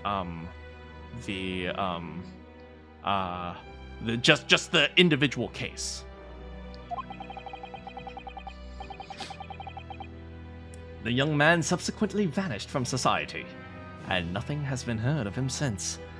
I mean, if he was called a liar, I can imagine people would be pissed off at him. He's like, how dare you make up a story or something like that, right? He might have been humiliated. Okay, now I'm starting to see things, right? The reason why we can't find Enoch Drebber is because he ran away from society, right? Something along those lines, right? Maybe after this whole professor thing, he was humiliated and so he ran off. And then that's when he became a trickster and a swindler, right? Maybe originally he was just a normal magician or like a normal dude or like, I don't know. It's rather striking then that he should resurface now, don't you think? So, boy, let's be real here. I'm almost 100% sure Enoch Drebber is the one who stole the professor, because he's way too related to this. I mean, it could also be someone related. Someone related to the professor case is the one who took the professor. This wasn't just a random waxwork thing. I suspect they very clearly took it for a very specific purpose. Of course, the convicted murderer couldn't really have come back to life. That's not possible. Come on, Ryunosuke, think! But Drebber's hair is unusually white. And if that did happen overnight as a result of... Don't think that hard, Ryunosuke! It's hard to believe the incident was an out-and-out lie.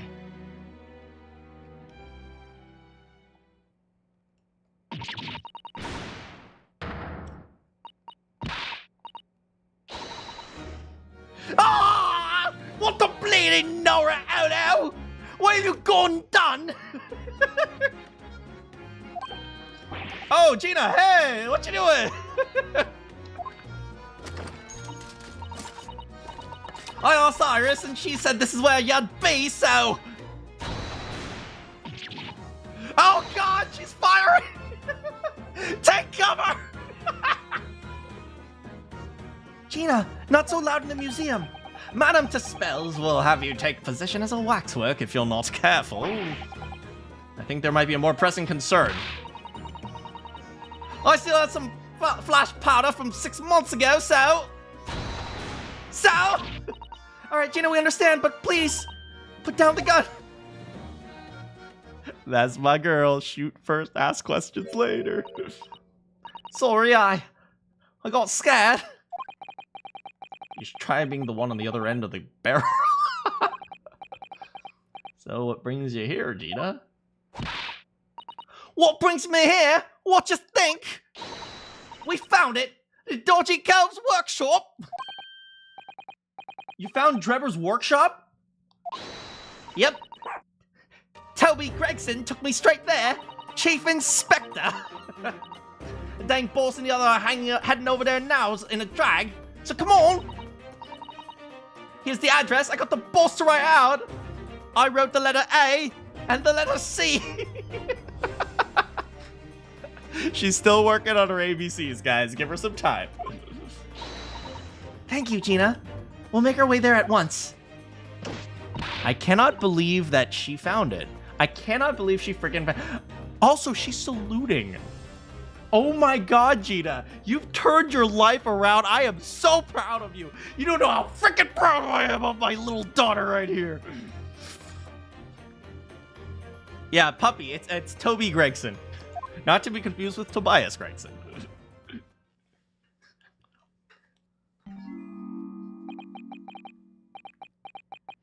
You go. Don't mind me.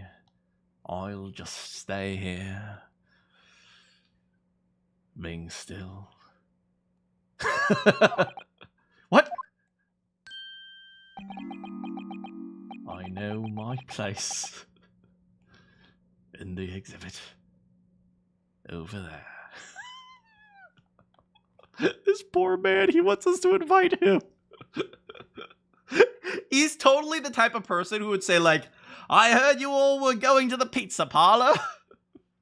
It's not that I want to go. I'd better prepare dinner, since I'm not going to be eating pizza tonight. Even though you all are going to the pizza parlor. Sholmes, you want to go get pizza with? Well, if you insist, of course I'll keep you company.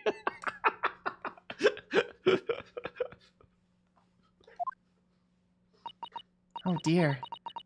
Someone's feeling sorry for himself.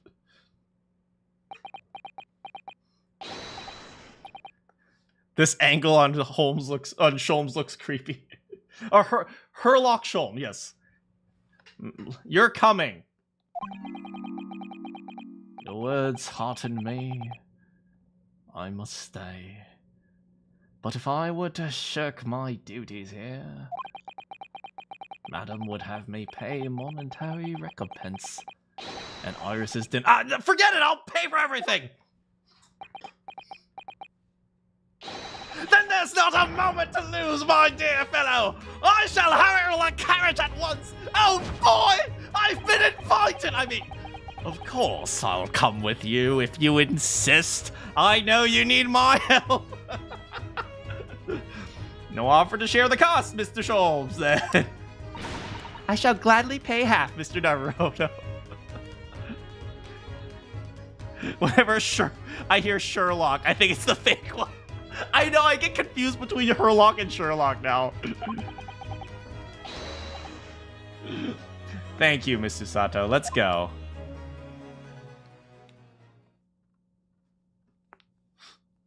Oh, horn! Enoch Dreber's workshop. Doesn't that look familiar? That looks like... It's another super high voltage instantaneous kinesis machine. Indeed. It would appear so, though only a prototype, naturally. Oh, so you got here then? Gina!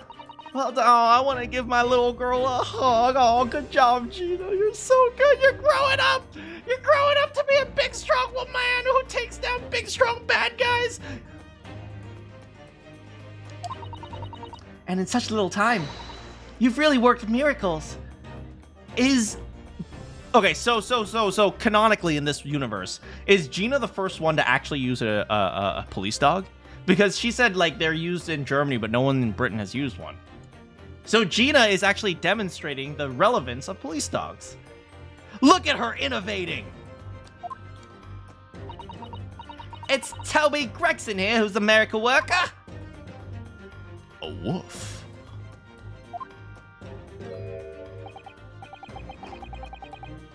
Look at Gregson, he's so upset. Man, I thought you lot would show up before long. That's one knitted brow. It looks like he's eating a lemon, not a bag of fish and chips. So, Inspector, is there any sign of the engineer? Nah, sadly not, see? We didn't find a soul here. Oh, what a shame.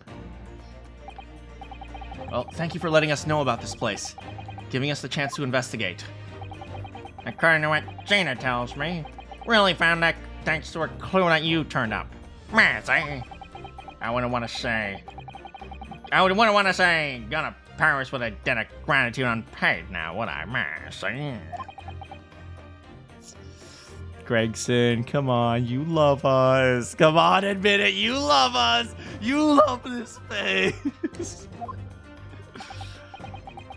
Anyway, if you're hoping to snoop around here, I'd get cracking. Lord Van Zeeks and the forensic investigation team are on their way as we speak. Them again. I imagine you've got the picture by now. They don't take kindly to the lawyer types, nor you Nipponese types. I think Nipponese are pretty cool, though I like the sushi. Although you can't beat fish and chips.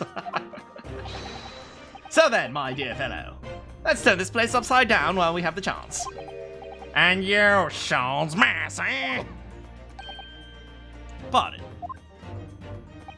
Man, they take even less kindly to great detective types than they do lawyers. Mass, eh?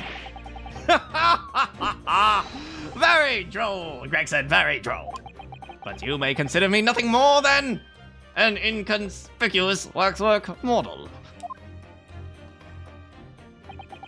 Right then, let's see what we can find.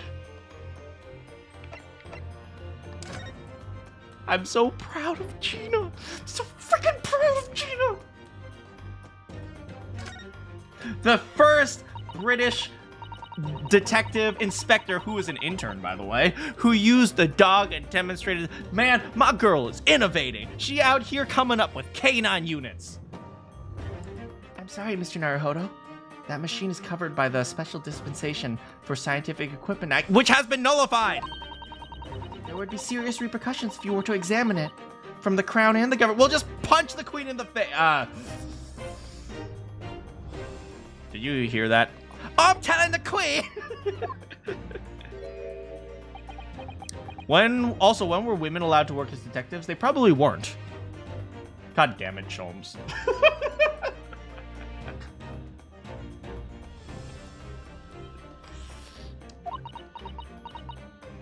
God damn it, Gina.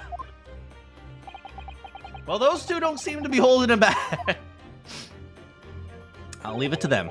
It's quite hollow inside. No working parts or devices to be seen, my dear fellow. No loose change dropped on the floor, nothing. Not even a bone for Toby here, my dear fella. British people are very much ruled by their own ideals, aren't they? I think that's just these two, Mr. Sato. I love those two. Windows? I mean, we can scroll up, but there's like no... nothing to examine up here. Oh. Is there anything to converse? No, no converso. Oh, there's arrows here. Crossbow! Crossbow!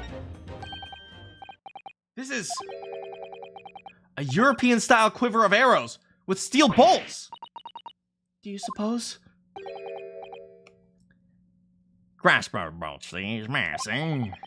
Just the right size for the bow you lot turned up at the exhibition grounds. In other words... Meh. More evidence to support your theory. It all goes to show that Trevor was pulling the strings behind the scene of the whole scam.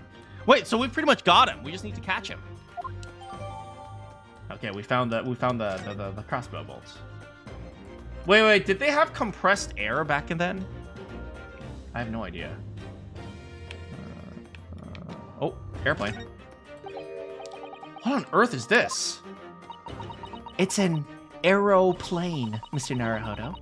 One day, scientists believe it will allow humans to fly freely in the skies. That's how the trick will be described, huh? Sorry? Well, it's actually suspended by a thin but very strong cable, isn't it? Oh, well, this model, but a real aeroplane would actually fly, right? While suspended from somewhere even higher, of course. Because large metal objects can't stay mid-air. What are you, stupid? So to be you, the solution is even taller, Tower. Oh, trophy. Ah, this appears to be a most interesting. Yes, most interesting indeed, wouldn't you say? It looks like an impressive looking back muzzle. Does he not know what a trophy looks like? I guess European trophies wouldn't be the same, right? I don't know what a Japanese trophy would look like. Although I know, like, you know, like I've seen people get scrolls and stuff, so maybe it's different. I've no doubt if you hit your shoulders a few times, your aches and pains would go away. It's a Royal Society trophy for excellence in science. A young scientist could wish for no higher honor. Would you like a massage? No, actually. Yeah, please. I had no idea it was such a grand thing. I think it's becoming increasingly... What? Wait, whose name was on it? There's much more to this Mr. Enoch Drebber than conjuring tricks. I couldn't agree more, my dear madam. And how about you, Mr. Naruhodo? Wouldn't you like to take it with you? For your tired shoulders, of course. Yeah, whole shoulders making fun of me. It's curious though, isn't it? You would expect such an important trophy to be proudly displayed, not haphazardly cast aside. English gentlemen can be quite mysterious at times. Alright. Hold on. Royal Society. Fostering burgeoning talent for the future of something discovery. Scientific discovery?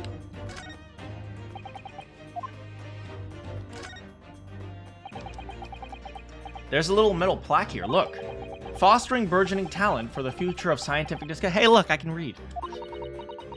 It seems rather ironic, doesn't it?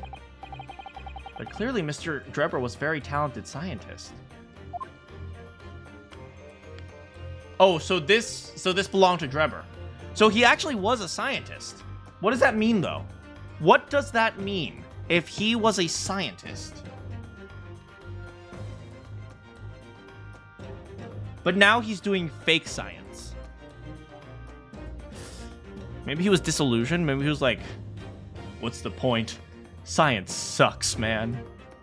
I work every day. I try to get my PhD.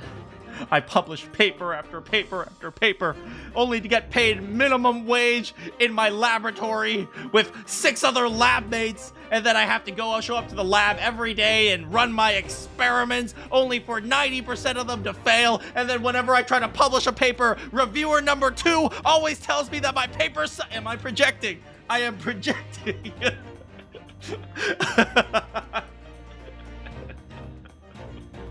Bill Nye would be disappointed.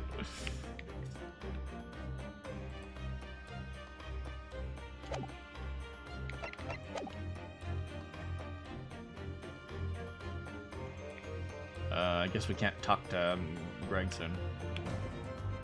Is that it? Is that it? Maybe we're out? No, we need to spend more time investigating. Oh, here, door. This door doesn't want to open. Yeah, looks like it's got a pretty hefty lock on it. There's a specialist locksmith on his way over here from the yard. So hands off till he gets here. With permission, Inspector. I could have that lock open in less than a minute. You don't have permission. And no one's giving it to you, Mercy! Gregson looked as though he really enjoyed that. You want permission? Yes. Well, you don't get it. You know, I could give you permission. Oh, you could, but I won't. There's no sound of anybody on the other side. No, Drebber must have fled at the first sign of danger. We better get in there. Oh, how coincidental. Something wrong? Well, I thought I heard a noise from the far... Maybe he locked it so that they wouldn't find him. Maybe there's like an underground passage or something. Like, you know, at a certain Borscht club where they play poker. Well, I thought I heard a noise from the far side of that door.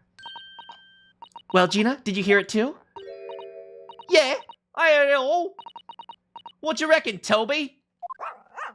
Woof, woof. Man, wait. He's Toby Gregson. Man, woof woof, see?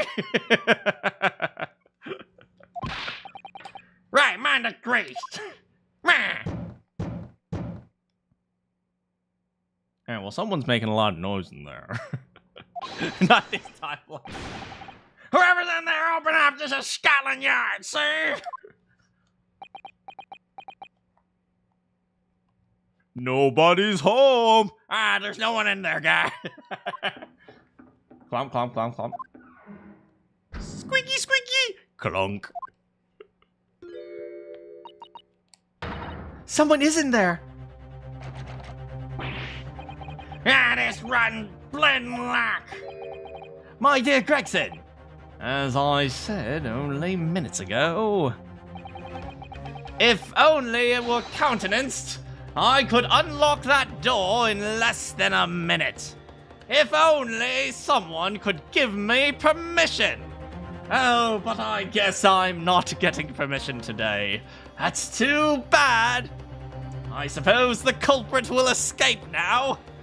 If only a detective would act sooner.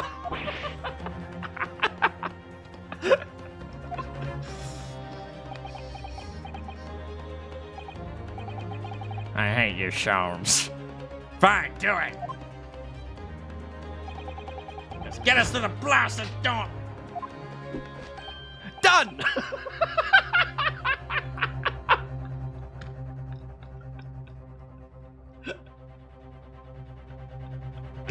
Thank you! You confuse minutes with seconds! Time is of the essence, I feel. What are we waiting for? Nothing for it, I suppose. It's an emergency. Master. There's a strong possibility that behind this door is the engineer you all seek. Be prepared for action, my dear fellow. Yes. I'm ready. Susato, stand in front of me, please. I mean, to be fair, that's probably the correct strategy. Is that a bomb?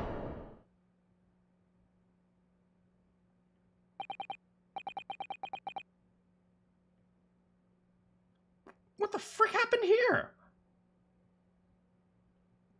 Everything's upside down. What the frick? Is this a rotating room? Huh? What the and is that a bomb? Why is everything upside down? Rats! There ain't no one in here at all! There must be. It was only moments ago that we heard those noises. And Sholmes said to turn the place upside down. Maybe that was the sound of Drebber running. What? Maybe he got out through the window. But there's only one door in this room. Yeah, but there's footprints up there! And no windows that could afford a skate route. Escape route. No route. Those skylights are too high. But there are footprints up there. What's that up there? Are they footprints on the ceiling? Ah, blow me! Wait. It's 1900. That idea hasn't come up yet, okay? What have we here then, Master?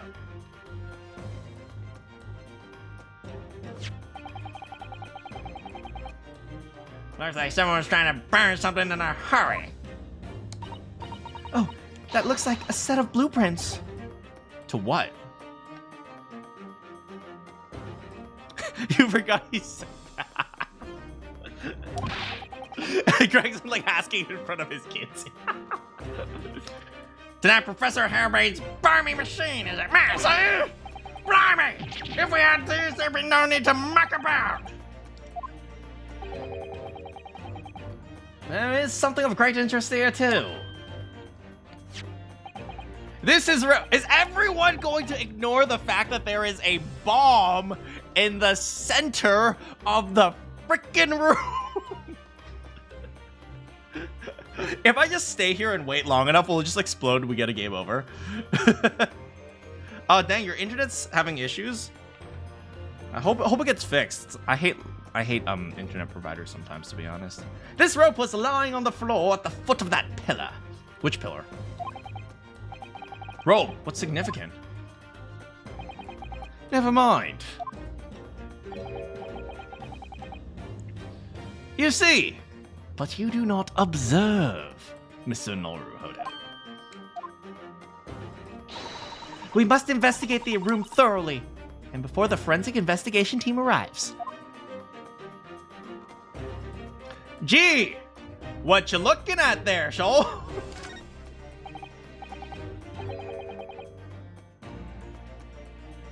Hope it's not on my side. Has everybody been having internet problems? Hopefully you guys are okay. Mr. Sholmes, you find something? Ah, Mr. Naruhodo. In point of fact, something rather fascinating. What do you make of this? All good? Glad to hear it. I've never seen anything like it before. Looks like a bundle of thick cigars wrapped up in a... Mr. Sato, what's the matter? That's... Surely that's a... time bomb. We're just gonna hang out and just, like, wait for the bomb to explode, aren't we? What you say? A time bomb? Sorry, but... What's a... ta-bomb, exactly? Oh, you truly are one of a kind, Mr. Naruhodo. I won't take that as a compliment. You don't know nothing, do ya, Odo? You haven't got a clue what it is either, have you, Gina? I'd invite you to consult a dictionary later, Mr. Nar... ESL speaker here, guys, a second language. But this particular specimen is no time bomb, though I confess it has a very similar appearance. Oh, well, thank goodness, but what is it? I see. So that's it. Goodness. Mr. Sholmes, have you seen the heart of the matter? There are times when I consider my lot most unfair. For I'm fated to never know how it feels to flounder as you do when a puzzle presents.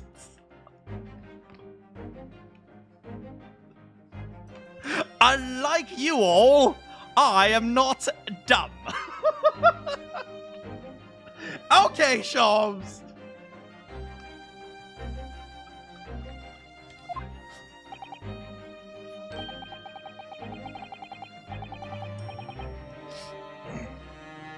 But I have learned to accept the hardships that come with being a great detective, Miss Susato. There we go. I feel a great deduction. Once again, I can draw two conclusions from the scene we see before us. The first is that the inverted nature of the furniture in this room is the work of Drebber himself. How could you... And the second conclusion is that the small device on the floor there is, without question, completely genuine. Please, Mr. Sholmes, you must explain. It would be a pleasure. No, please don't explain. Please. After all, it is a great detective's civic duty to teach Scotland Yard the finer points of the trade.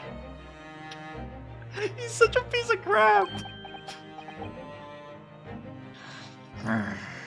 Mercy! Mercy! Well, Inspector Gregson seems delighted. Ha ha! Oh, you deflected the inspector's glare with such fortitude there, Mr. Sholmes. You're too kind, dear madam. I hereby dedicate this great deduction to you. Oh man, Susato is... Oh man, she's fangirling all over the place. Kindly stand just there, Miss Susato. Oh, yes. Yes, I'd be delighted. So, shall we begin? Totally random. How old is Sholmes? Okay, so Sholmes is 34, which means when the professor incident took place, he was 24.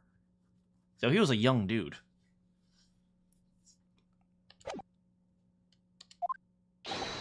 Once again, Sherlock Sholmes is proud to present his logic and reasoning spectacular!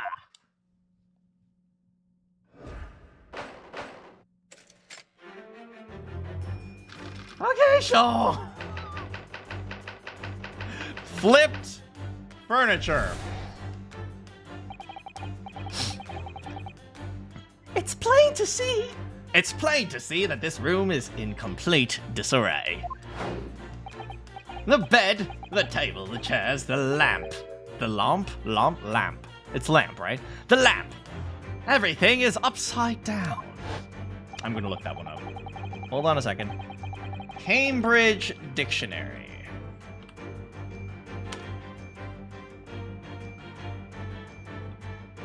Lamp. In English, US English, it's lamp. Lamp. And in UK English, it's also lamp. Lump. Lamp.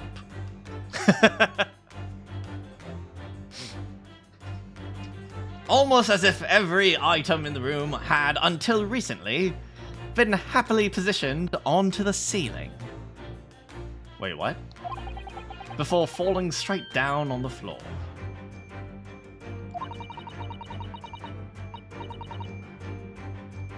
Every item in the room was on the ceiling? Are you suggesting that... Indeed, the key here is gravity. What?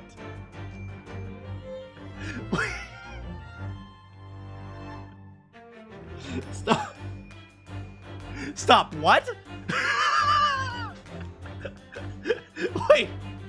Wait, what? Hope the internet gets better soon, Indigo. It would appear that technology has at last succeeded in freeing us from the great pull of the earth.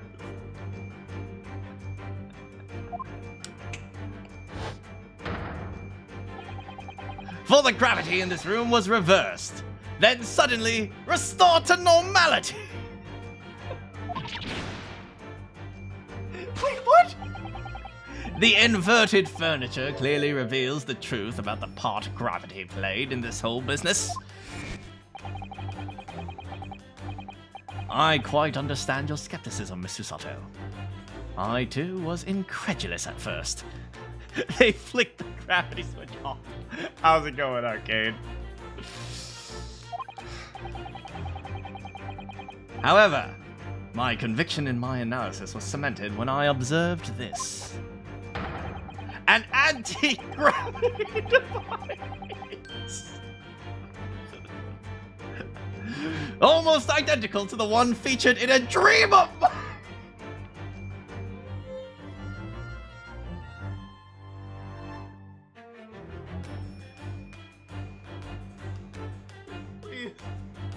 Please stop! Please stop! How am I am in pain. I'm good though. A little bit tired.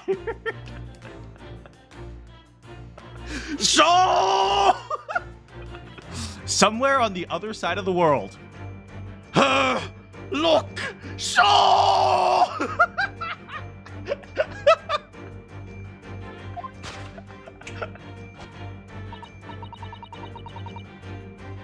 But why does it have a clock on it? A most relevant question indeed. That is a timing device which controls when the gravity will switch directions. Yeah, an anti-gravity device that almost looks like a bomb. Herlock Sholmes strikes again. Oh, glad you found the issue, Indigo. The clock allows it to invert space. That's why the clock was necessary. It is so absurd and so dumb. There was clearly a requirement for the engineer to be able to restore gravity automatically. And the commotion we heard earlier from the other side of the door was the moment the restoration occurred. Yes, the reason why everything is in here has been turned upside down is because of anti-gravity. So you see, we need look no further to explain the state in which we find this room. The direction in which the gravity acts in here was reversed by Mr. Drebber. Stop! Stop! I can only take so much stupidity. Remember, kids, this is a great detective. Before being restored to normality in an automatic fashion sometime later by the timer device. I have witnessed precisely this scene in a dream I once had when I fell out of bed. Stop! Logic and reasoning. Spectacular. If Shuichi, man, it's clear that Sholmes and Shuichi definitely, like, Shuichi must have studied Sholmes so much. Remember, the ultimate detective strikes again. Now let us consider the next conundrum. Imagine if Sholmes actually does a reasonable deduction. Oh my, the world would end. Oh my god. Yeah, you know, it's just casual TNT imploding to create anti-gravity. What was our engineer friend's aim? Indubitably, the greatest clue we have to explain his actions is above our heads. Wait, so let me get this straight. He used anti-gravity to escape from the skyline.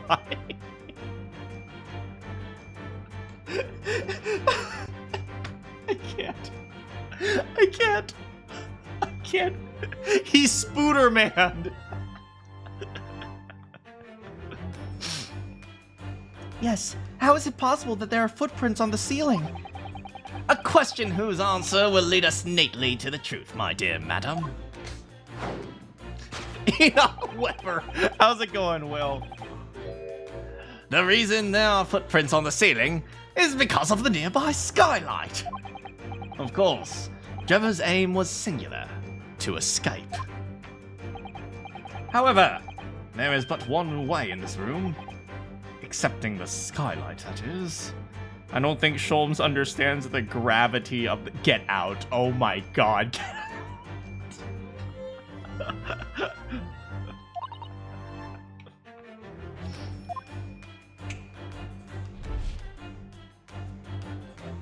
Look at this! Whee!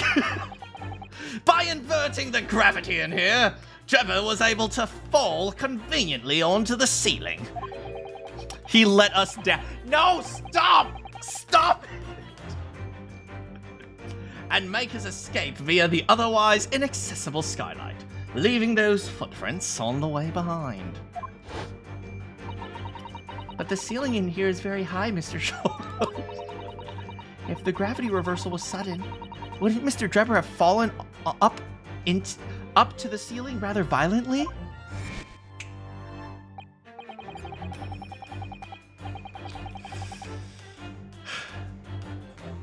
Falling up is both scientifically and philosophically a rather interesting concept, I feel.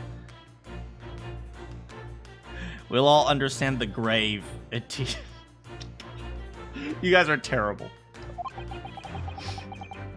But the man was cornered with nowhere to run, so escape through the skylight was his only option. I choose to believe Herlock is actually capable of manipulating gravity. He actually has an anti-gravity device. You may recall I first found this in the room earlier, which I believe offers a solution. Oh, the rope. To reach the intended destination, what better tool than this rope?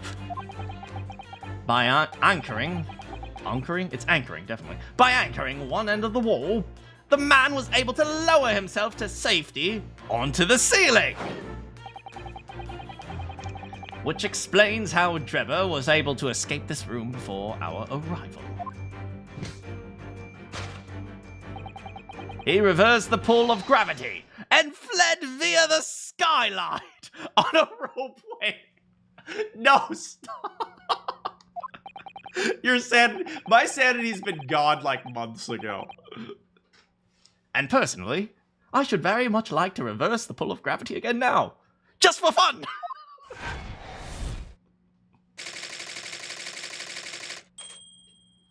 Please stop. Thus concludes Herlock Sholmes' great deduction of this topsy-turvy puzzle. Please, can I go home? He seems dead. He's very dense.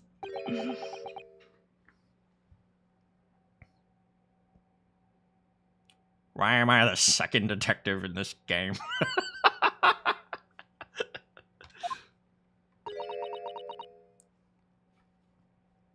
It's because Toby Gregson here is the first. Dense enough to generate ground. Get out! Oh, yeah, man, you're off the rocker, man. It was really dumb, but I got to see my idol. She's completely spellbound! No, we've lost her! We've lost her! Ryunosuke, I think Ryunosuke at this point has just given up. He doesn't know where to begin. He stopped trying to start. It's over. We've lost her. She's gone. We did our best, boys.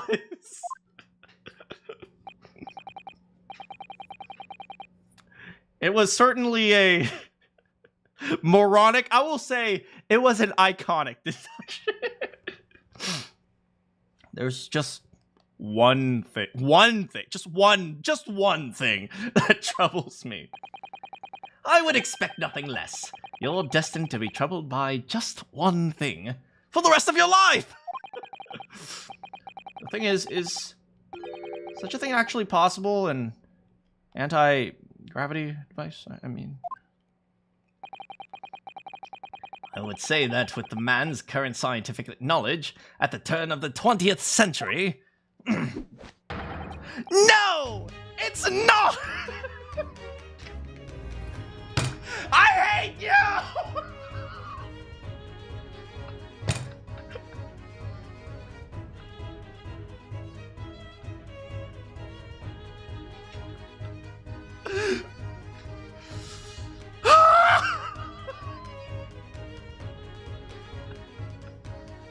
Please stop!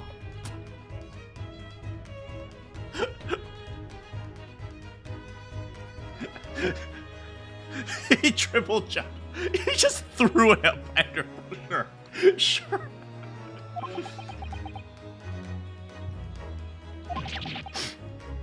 But your whole deduction hinges on it.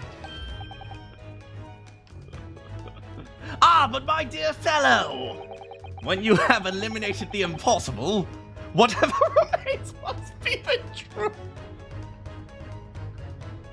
There's no way. There is no way.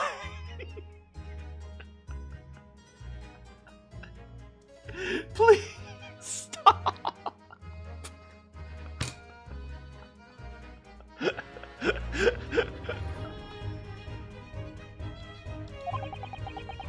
However improbable. So, of all the things that are impossible, you didn't eliminate anti-gravity. Yes. Yes. It's a marvelous line, wouldn't you agree? One of my more enduring pearls of wisdom. But Iris wrote it. I had Iris.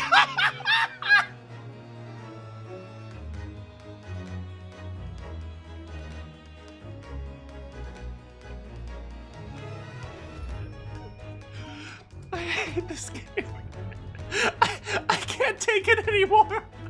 I can't. Iris.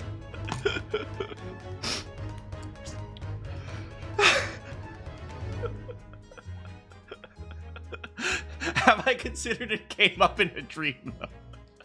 He just set up the pins. No, just figure it out yourself, Schultz. Iris, no. My original was rather clumsy. I have a feeling I've read it in something that Miss Susato lent me once. Objection! Actually, there is one other thing. Oh, she's back! She's back! She's back to reality! Whoops, there goes gravity!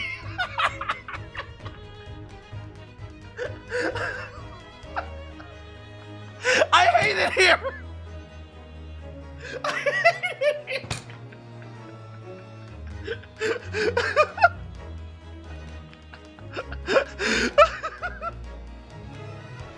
I lost myself in the music.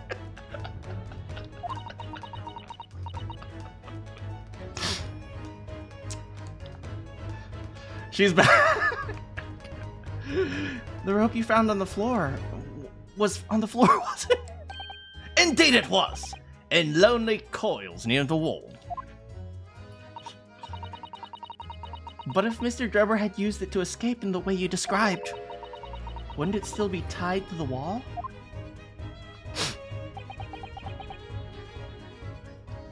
Okay, look, I thought you were my fan. Why are you trying to contradict me? Mysteries inevitably unravel at the end, as I think you'll find do ropes. As evidence of such, you need only look at the mystery we face in this room, now skillfully unraveled. That argument is as circular as the coils of rope. Yes, a pen is a pen! I think perhaps we need to give Mr. Sholmes a little nudge in the right direction. I'm sure with some very minor correction. The detective's great deduction leads to the truth.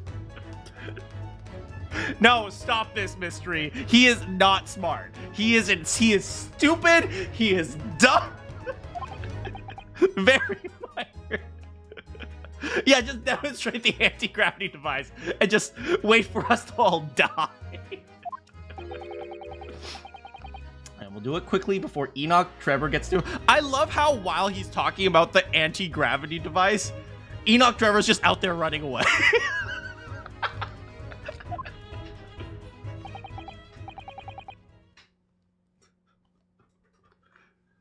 If you're ready, let us resume. Hello, Sholmes! Logic and reasoning spectacular. As assisted by Ryunosuke Naruhodo. He knows the anti-grav. Well, that's the thing. He knows it's not real, and yet he claims it anyway.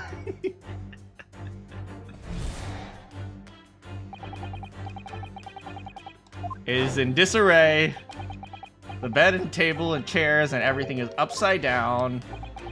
Almost as if every item until recently had been positioned on the ceiling before falling.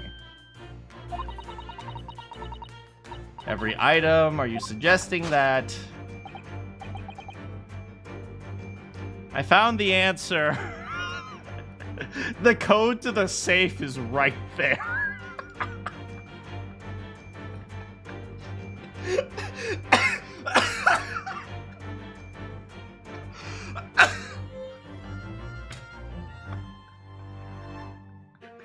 I cannot believe this.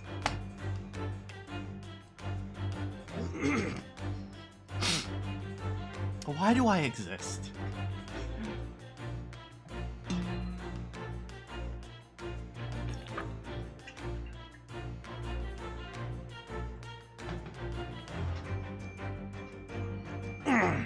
Justice. The burden of evidence doesn't exist, apparently.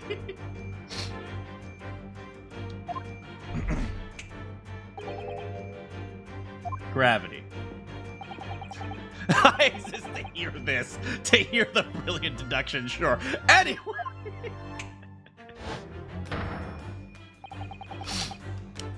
Gravity was reversed and restored. And the inverted furniture reveals the truth of the gravity thingy-majiggy. To think gravity could have been reversed in this very room, I find the whole idea utterly... Only Mr. Sholmes could conceive of such an explanation. But the man himself admitted that it was not possible. Yes, you're quite right. We must completely discount the idea at once. That's unusually merciless of you, Miss Susato. When you have eliminated the impossible, whatever remains must be the truth. The great detective said so, didn't he? But he also included it in his deduction! While refusing to part with his dreams of anti-gravity devices. Yes, I suppose so. Let's see if examining this scene a little more closely reveals some proof. Alright, let's see it. Inverted furniture. Oh. It even calls it the upright vase. Well, I wasn't expecting to find a pretty bunch of flowers here. And look at that. I know. The slender little vase looks like it's about to topple, but the flowers are thriving. Somehow, it makes you think of the fragility of life.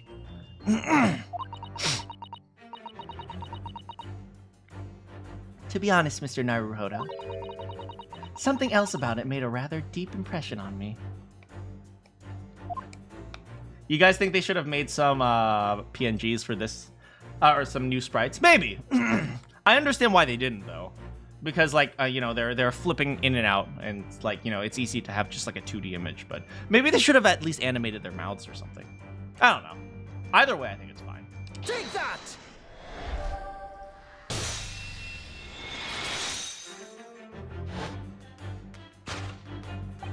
Me and my mouse friends say, the upright vase clearly reveals the truth about the part gravity plays.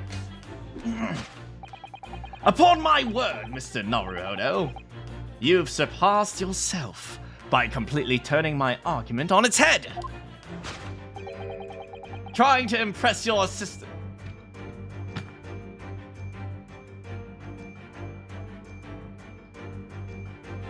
Sholmes. He always has to discount me.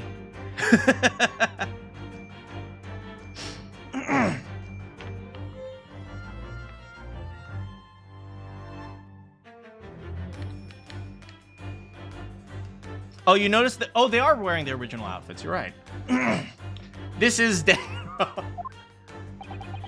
No one's trying to steal your spotlight here, Mr. Sholmes. Trust me. As you rightly say, though it appears at first glance all the furniture in the room is upside down. Both games came out in 2017. Oh, that's cool. Yeah, I remember playing Danganronpa V3 and then falling in love with Tsumugi. This unassuming slender vase is standing keenly to attention. And unlike the large safe, there is nothing affixing it to the... Oh, yeah, I didn't even notice that the safe was bolted to the ground. I wonder why. I guess you can't move it.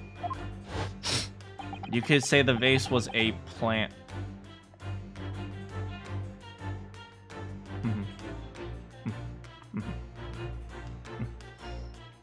And it's the exception that breaks the rule. In short, as much as it pains me, the gravity in this room was never inverted at all!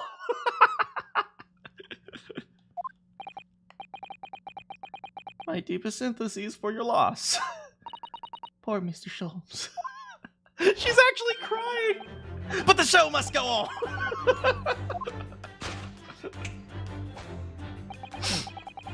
Now that we know this contrivance? How do you pronounce that in British English?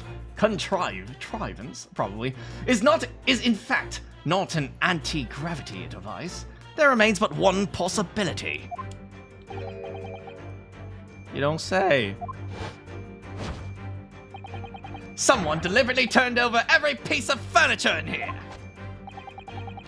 Which might sound obvious, but leaves one unsolved mystery.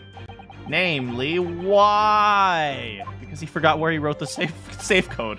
Why don't you just memorize the safe code? Just memorize it. And naturally, there is an explanation.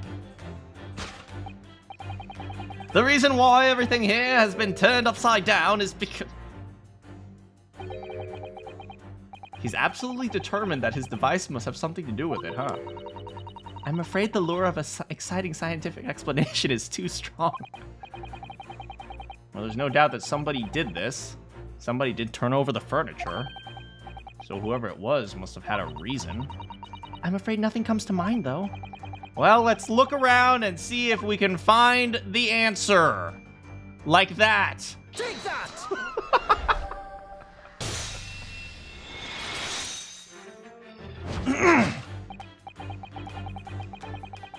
Yes, the reason why everything here has been turned upside down is because of the safe combination.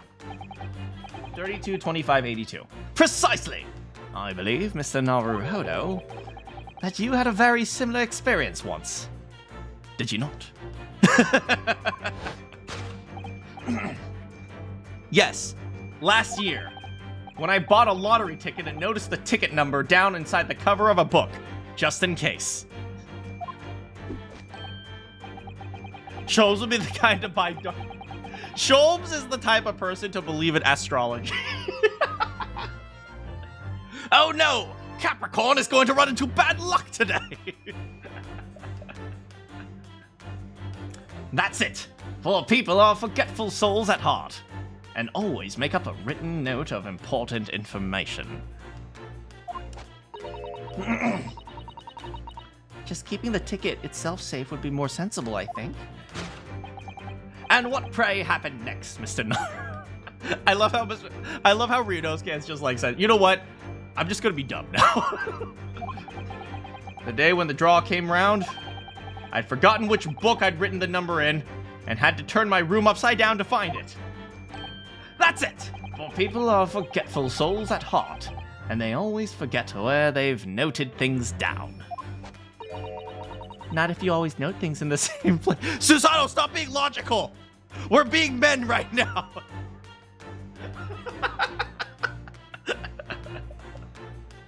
We are dumb, stupid men right now! Stop being logical! I actually won second prize, you know. But I couldn't remember which magazine I slipped the ticket into. Thank you, Mr. Naruto. But I believe I've proved my point. Just a guy.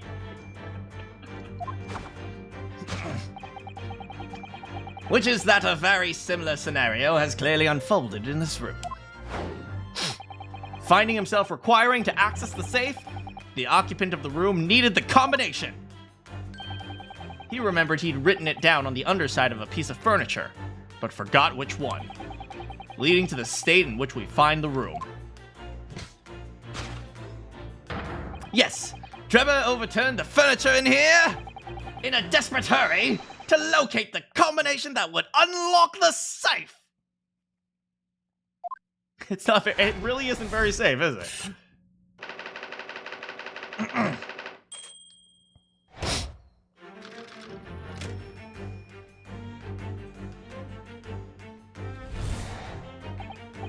Now, let us consider the next conundrum.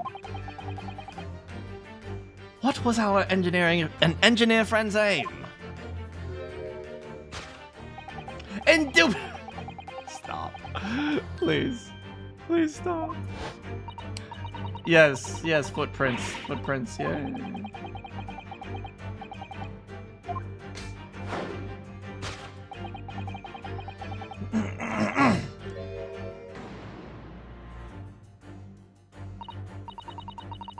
Well, if a change of direction of gravity can't explain it, then how'd these footprints get up there?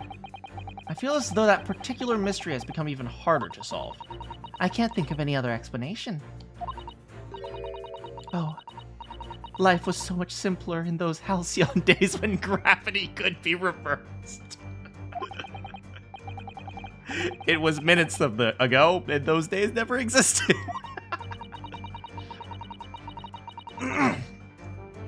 We must put our faith in Mr. Sholmes and observe the area in more What faith? What? Putting our faith in Sholmes is what gets us into these situations in the first place. Balloon. Oh, more footprints. Oh, shoe. Shoe. Was he throwing the shoe at the balloon? Was he trying to take the balloon down, maybe? Maybe.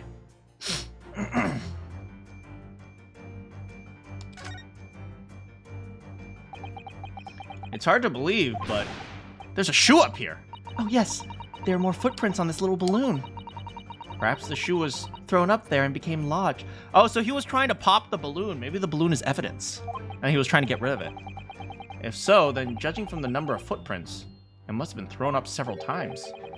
Why would anyone be throwing shoes at the ceiling, though? Loon's calling card is a balloon, is it? It might be. That's beyond me, I'm afraid.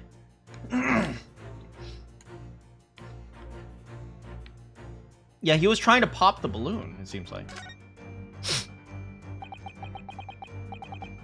This is a gas balloon. It's tiny, but it does seem to be a real balloon. Excuse me. I think you're right. I think it's helium that's keeping it up. Wait, helium? What, they're not using hydrogen? They're not using, like, random explosives? A green gas balloon? That rings a bell. There are footprints on this balloon, too. Look. Surely that's a clue, isn't it? Though, what does it tell us? I'm not sure. I'm not sure if they want us to, do the balloon or the shoe. I think it's the shoe. Take that!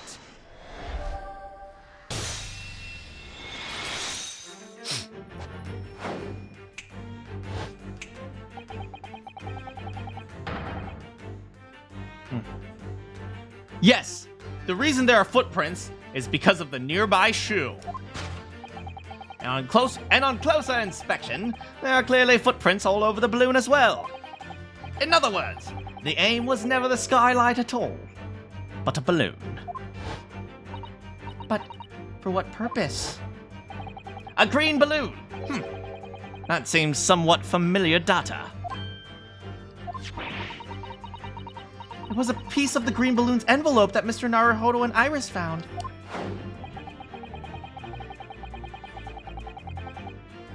And inside the green balloon, that Master Gotts claims he saw... Right. Orphan Wistein... Gotts. Prince of Bohemia. Every time a balloon pops, Balthazar feels pain.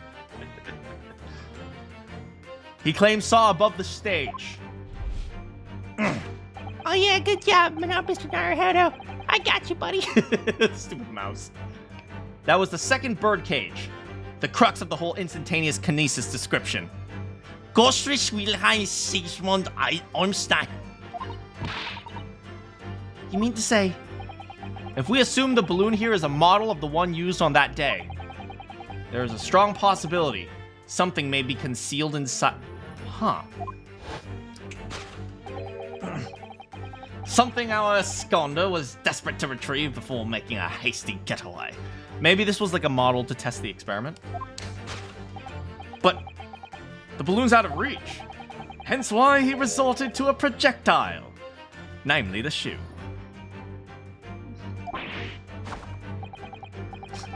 The mouse is worse because there are some devastating moments and then you look over your shoulder and you see a stupid mouse. Most probably, Trevor intended to tear a hole in the envelope by assailing it with the shoe. Ryunosuke.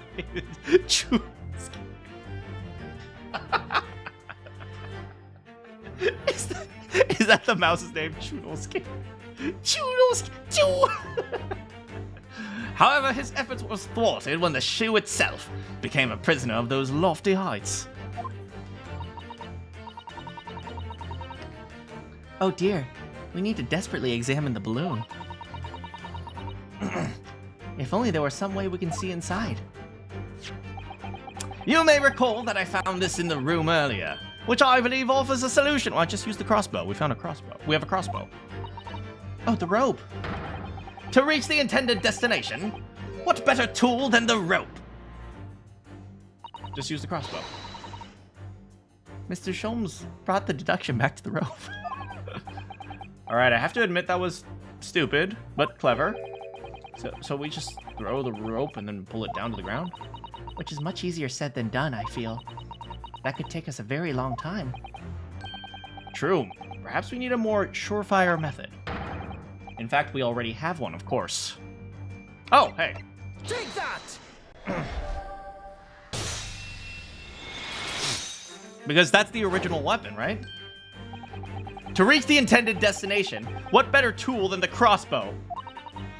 That was found at the scene, in fact. See, Ryunosuke? You're almost somewhat half as good as Ryunosuke. And in all likelihood, it belongs to Mr. Drebber. Wait, but then where's Drebber if he didn't escape? He's in the safe. He's in the safe. Drebber is in the safe.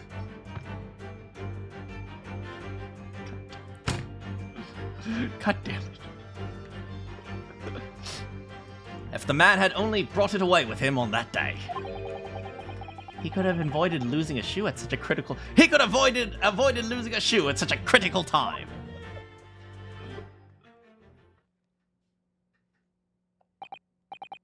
So, shall we? That's not a very safe hiding... I mean, to be fair, if that's actually a bomb, that's probably the safest hiding spot. Your curiosity is deeply stirred, no doubt, my dear fellows. What is that Enoch Drebber has hidden inside the balloon?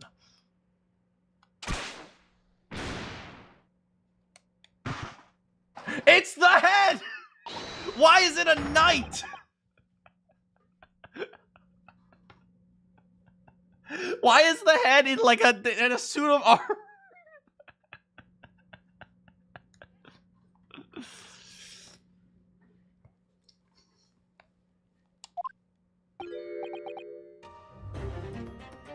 A waxwork.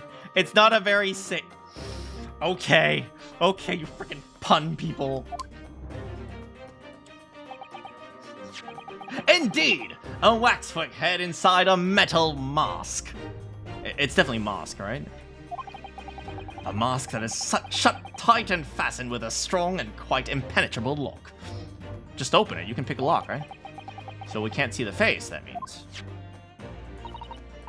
Just a moment, this is the head of a waxwork model? Does that mean... Wait, so that means Enoch Drebber did steal the professor. Or the wax professor.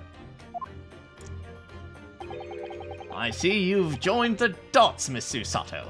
Excellent. You're right. It was the anti-gravity device. No, it was the headless waxwork model. The case of the abducted Madame Tuspels, who I am in love with, model that you largely solved. It was only the head of the killer that was still missing. Indeed it was. But I believe Madame Tuspels will now have to settle her sizable account with me. This, as you have surmised, is the head of the infamous Professor. Yeah, sure. But why is it here? Because he stole it. This conclusively confirms my suspicions. The man responsible for stealing the professor from Madame Tuspels and returning it, Santete, I can speak French, earlier today, was none other than Enoch Drebber. This is kind of incredible. He seems like he got a head start. Thanks. Thank you. Thank you. Professor Hairbrain's case and the waxwork abduction are... They're linked by Enoch Drebber's workshop? Well, we found the head. Can we just open it up? Let's just take the mask off. Well, it appears our logical pleasure cruise has come to an end, my dear fellows. All that remains is to speak with the architect of this adventure. Oh! Oh! Oh, we're grooving now! Ooh.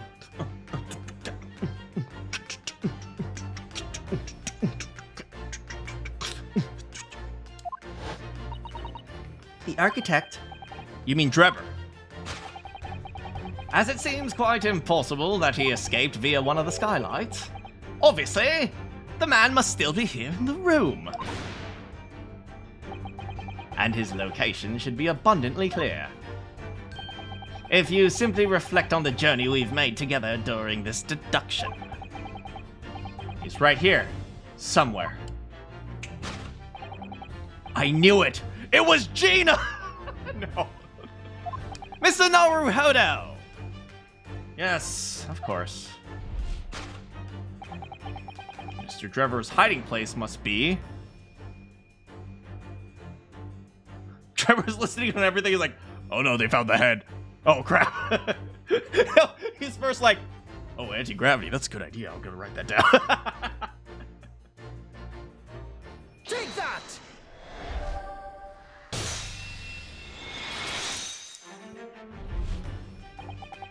Before we gained access to this room, we heard noises from in here. Which tell us the engineer was still in the... Oh, that's where was the squeak and thud. That was him closing the safe. Was still in the building at that point. He was in fact searching for the combination to his safe. 432582. That's actually kind of a hard one to remember. And pressed for time, he made no attempt to right the furniture that he overturned. From which we can deduce that his search for the combination happened very recently. In summary, Mr. Enoch Drebber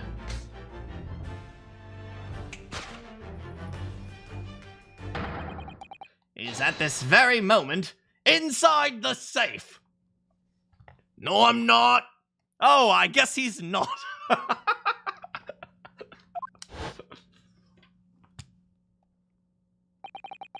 Thus concludes Herlock Sholmes' great deduction of this topsy-turvy puzzle.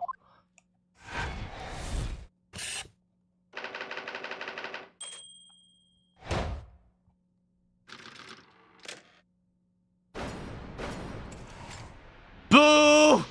Boo! No anti-gravity device! So, Mr. Naruhodo, I think it's perhaps time we ended this game of hide and seek. I think it's safe to say we've cracked the... Thank you. Thank you. By opening the safe. What else? Let's see. The combination was 432582. I knew that. Okay, here goes. Wait, where do we even put the combination? I don't see it. Anyway.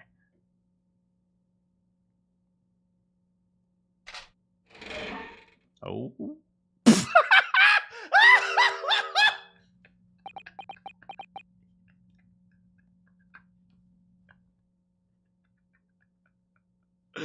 Oh, rest in peace his posture. You found me.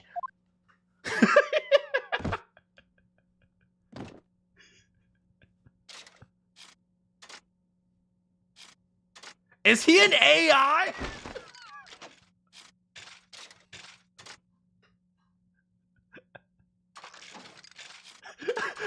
He's an AI!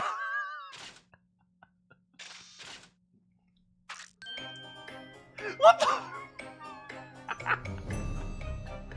Who the frick is this guy? Right then, sir, Mr. Enoch Drebber, I presume, yes, eh?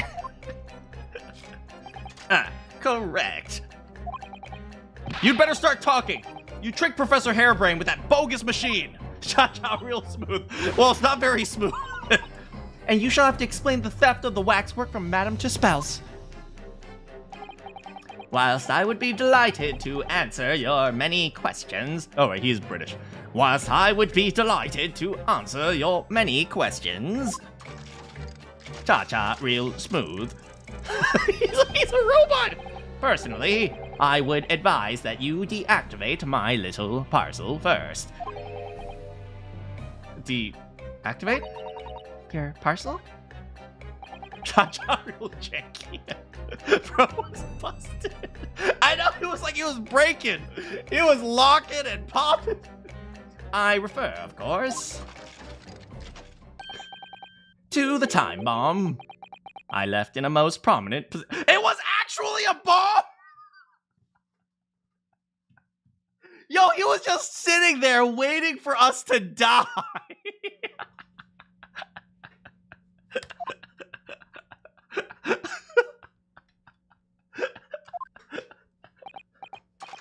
Ha, ha, ha, ha, ha.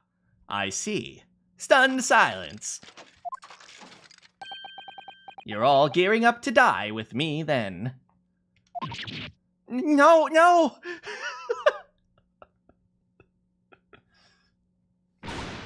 Mr. Sholmes! With only 7 seconds!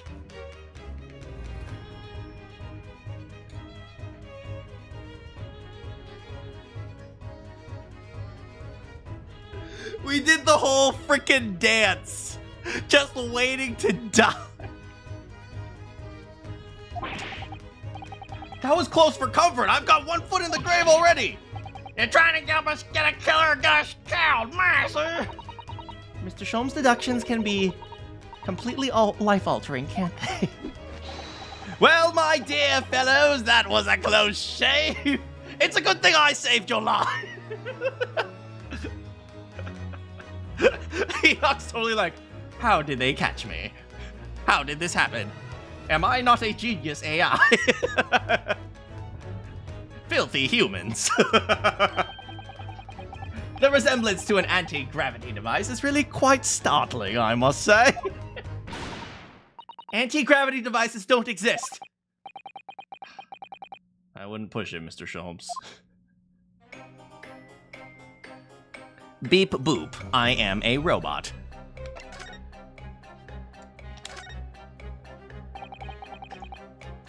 What on earth happened in here? You found me, haven't you? No need to screw me down any further. Show him my armband? Okay. Cha-cha, real janky. Everything in here is precisely what it seems. Yeah, well, we'll be giving it a thorough going over, so don't worry, Grabber. Mercy. Beep boop. What fails to click with me is how you were able to locate my workshop. That I was not expecting.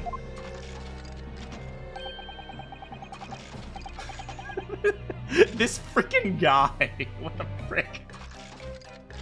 When I heard whistling from the other room, I knew it was time to bolt. Whistling? Ah, that would have been me. Oh. For some reason, I woke in a fine fettle today. Shaw! No words, just tight chips. Somewhere in a distant eastern country. Look, shaw! I clearly must have a screw loose, though, as I couldn't remember the combination for the safe.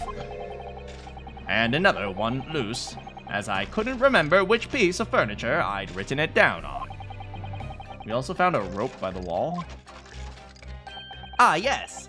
I had hoped to exit through the skylight, but sadly the rope was too short. So, then I set about searching for the combination code to open up the safe. And burning the incriminating blueprints, don't forget. Regrettably, though, you failed to retrieve the head of the balloon from among the rafters. Beep boop. And after that, you hid yourself in the safe, having first set this parcel ticking. Well, I had no intention for being nailed by the police. Wait. Also, I'm a lawyer. It might surprise you to learn that I'm actually a lawyer from the Empire of Japan. I detest lawyers.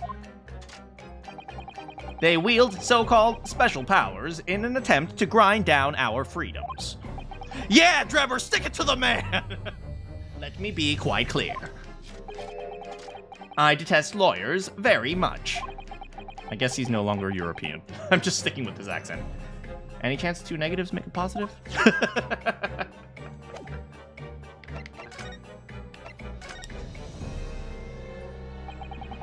Got a death wish, has ya? Hiding right beside a ticking time bomb. Please, why do you suppose I chose to hide inside the safe? Ha ha! It is no ordinary safe. It is specially designed. A dynamite explosion wouldn't leave a scratch on it.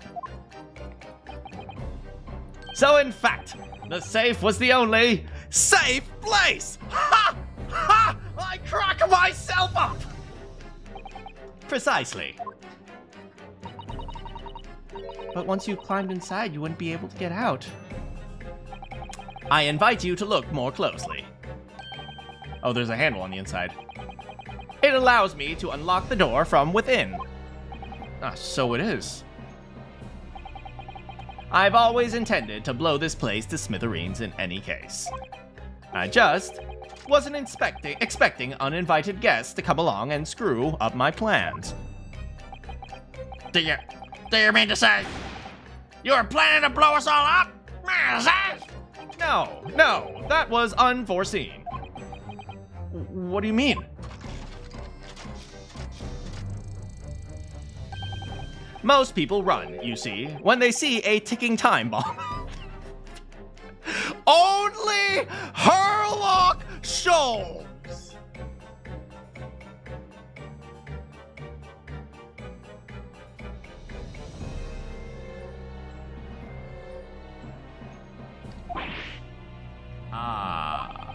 I calculated the time required for retreat to a safe distance and set the device accordingly. Cha-cha, real smooth. But your seemingly endless discourse here through a spare.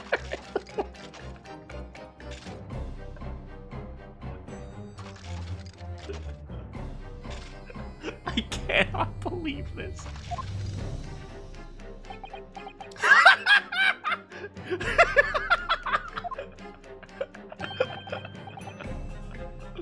Is something wrong, Gregson? Do I have something on my face? Besides the usual eyes, ears, nose, mouth, and beautiful smile. I think we have a fairly good idea of what's been going on here. What about the 2 incidents you've evidently been involved in? Professor Hairbrain's instantaneous kinesis, and the waxwork model you stole. That's no ordinary head, you know. That's the head of the professor. Clad in a mask with a lock so strong, I'm unable to open it safely to reveal the killer's identity. Cha-cha, real smooth. I've been considering carrying it around as Oh, it's nice to see you again. Oh my goodness. What's going on here, Gregson? I'm sure you're aware that I have sole jurisdiction to investigate. Remember when I said we probably can't trust her evidence? She's gonna wipe the data. She's gonna clean the evidence. No. We cannot let her investigate. Okay, look. Miss Scythe, I am in love with you, but I'm not gonna let you investigate.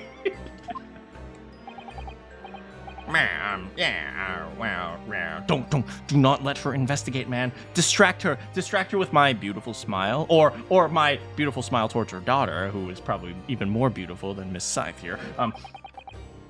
Dr. Scythe again. So the forensics investigation team's here. And you know full well this engineer is a key witness. Why are you allowing this lawyer to access him?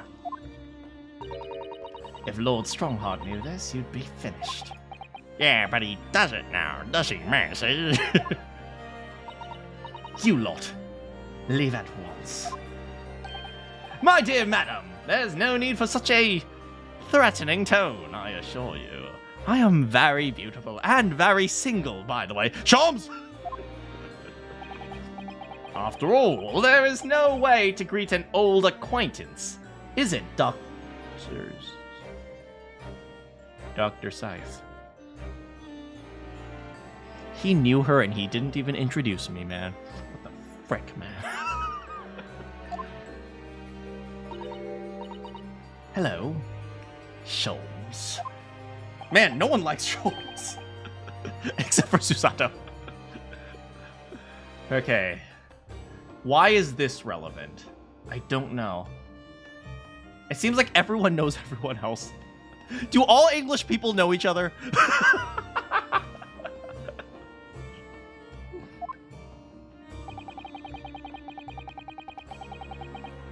If it's protecting the machine next door that's causing such a sour expression, you are quite misguided.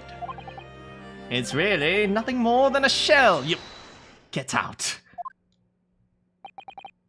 But of course, we'll show ourselves the door. I see you haven't softened at all. Mr. Naruhodo! Yes? Trust me. You don't want to date her. We should leave. But Mr. Sholmes! Trust me, I've tried. I said get out. Now. All of you. Your presence here is not required either, Gregson. Mercy. Understood, sir. But I'll just say one thing before I head off, Mercy. If it wasn't for this lawyer and his companions, we'd never have found a place. And the whole workshop would have been blown to... Man, Gregson is vouching for...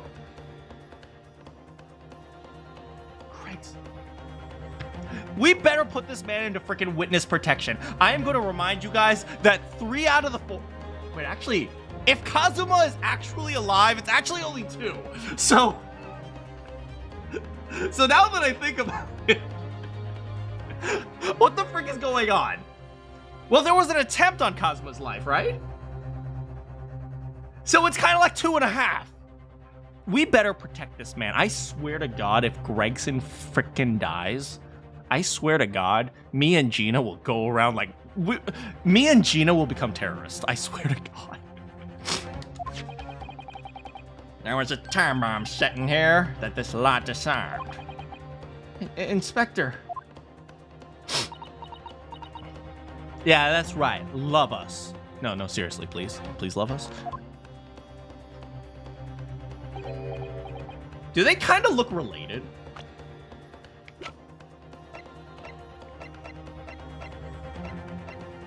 Do they not kind of look related? Maybe it's just the white hair, but still. Nah. I mean, their jawline is a little bit different. Probably just the face shape and the hair. Maybe. They both have very long faces. That is true. But then again, if these two are related, I could also even argue that Courtney Scythe and Wilhelm Gottstein, you could argue that these two are related, and clearly they're not, so... I mean, they have the same color eyes, these two as well. Ha! Ka! Someone give me a chuckle, rubber. Mercy! Ah, so sorry. I didn't mean to offend. You're quite right, of course. You did disarm the time bomb, didn't you? Wait. Why is it zooming in on Gina? Gina, get rid of the bomb! Wait. Yes, you did disarm that one. Oh my god, we gotta run. Whoa, you having a laugh? That one? Yeah, you mean car. Wait. Where? Oh, it's in the Great Exhibition. Oh no, the bobbies!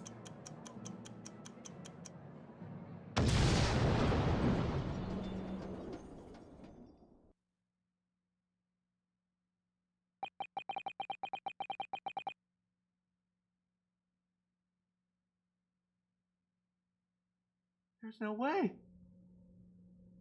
He just destroyed all the evidence and killed a whole bunch of people too. There's no way.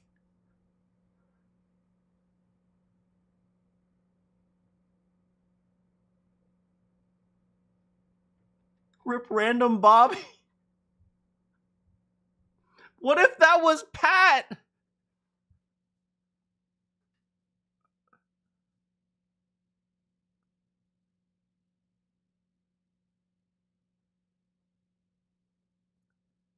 It's okay, they're clones. It's okay, they're clones. They're like the Star Wars clones.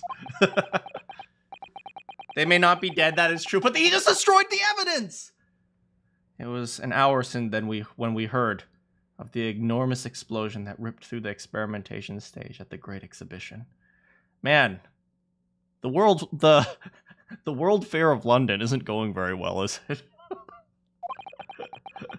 Professor Harebrain's invention and all its secrets.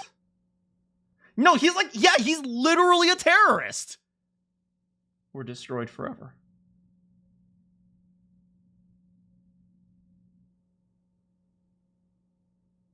He literally is a terrorist.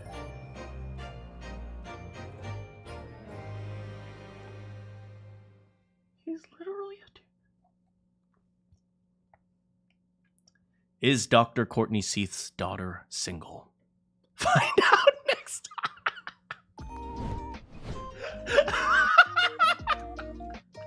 That's the cliffhanger.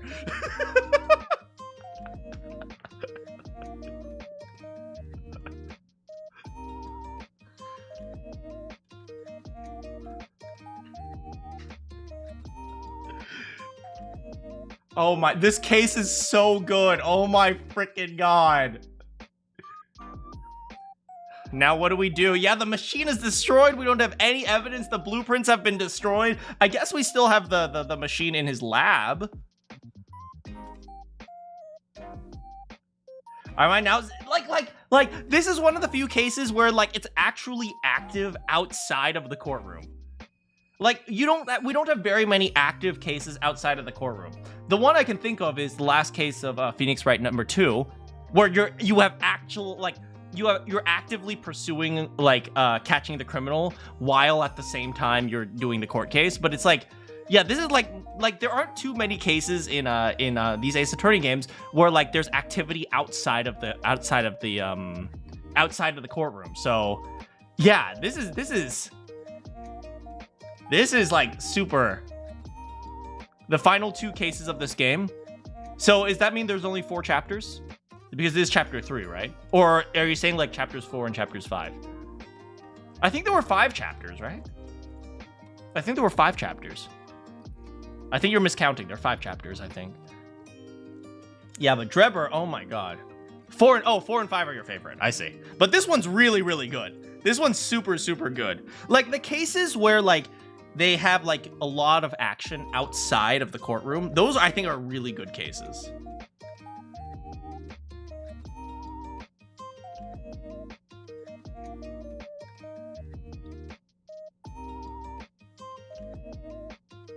Yeah, like,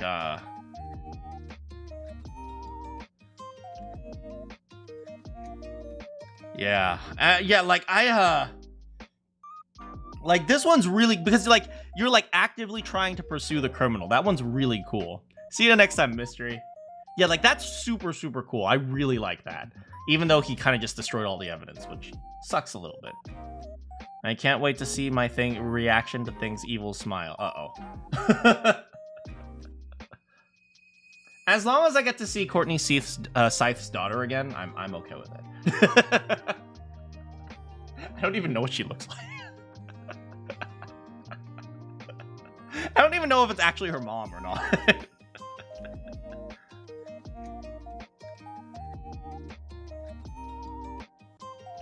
Yeah, but I'm super excited to see what happens next. Yeah, we won't be streaming tomorrow, but on Friday we'll probably pursue the court case. I don't know if there's going to be like a day 3. If not, it'll probably be the last one of this case, and then we'll get into case 4. People tell me like case 4 and case 5, or like chapters 4 and chapters 5, or whatever it is. It's like that's when like things really start like going really, really, really real. So like I'm looking forward to seeing that as well. But like already this is like pretty crazy. We're already like seeing how everything is tying together. Like the professor seems to be a big deal. It seems to be like a very big societal issue, not just just a random killer, but it's like a very like society changed because of this guy or something like that. I'm guessing.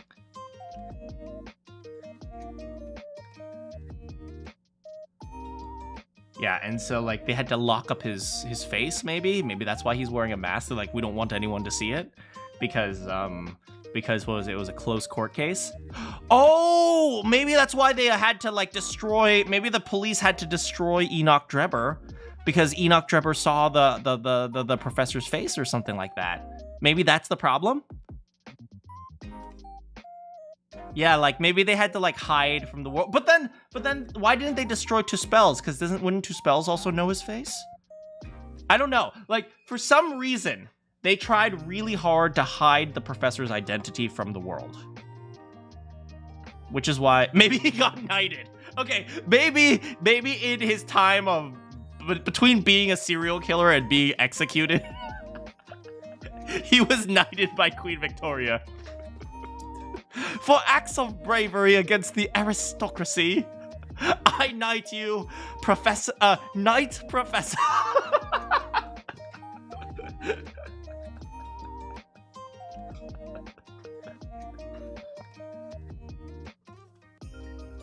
Yeah, but I suspect what's his name? Susato's dad might have some connection with the case of the professor, because that happened around the same time as when he left Britain.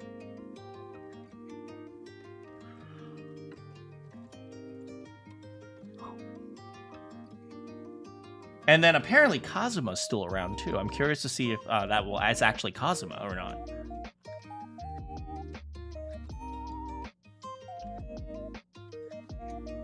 Yeah, but if so, then that means Kazuma's a prosecutor now, which is very Miles Edgeworth. Yeah, I'm really curious to see what happens next. Oh my god, I'm actually really excited. Like I don't think I've been this excited for an Ace Attorney case since like maybe since the concert of the Apollo Justice. I really like that case.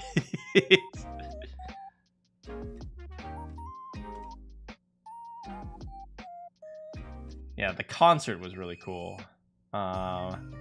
There's also what else? Also, the case with Maya being kidnapped. Wait, that's literally every case.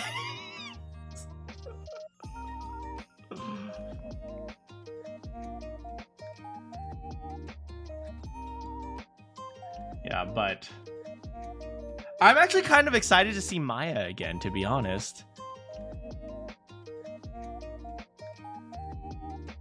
Yeah, Maya, it'll be really fun to see Maya again. It's interesting I like the concert case because a lot of people hate that case. Because of the bit really. I thought that was clever. I thought it was really clever. Maybe it's because I actually play music. Like, yeah, the replacing the music over and over got monotonous, but it was also kind of clever how they did it. Like how they hid things within the sounds and stuff like that. Because that was a different idea that we haven't seen before, right? It's usually like, oh, some person drops some evidence or he leaves it behind or something gets overlooked. But it's like, in this case, things weren't really overlooked. It was just like, things were hidden really well. And we had to use technology. Also, Emma's great. I hope Emma eventually gets to join the forensics investigations team. It makes me wonder, is Emma actually smart? Like, they kind of portrayed her as like a genius, but you know, in like the very first Phoenix Wright or like the bonus case of the Phoenix Wright. But like, when you think back, I think she was just like a nerd.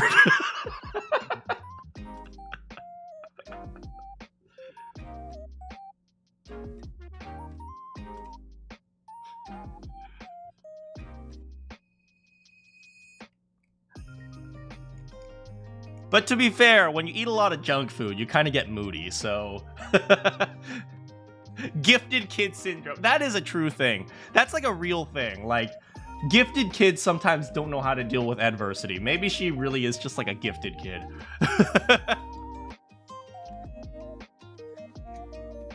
Do you know who's not a gifted kid? Maya.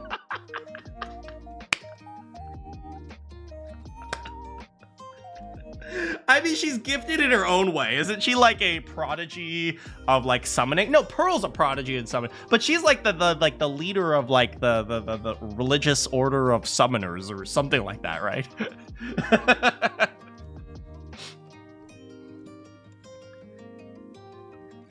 If I pretend it isn't real, I don't have to grow as a...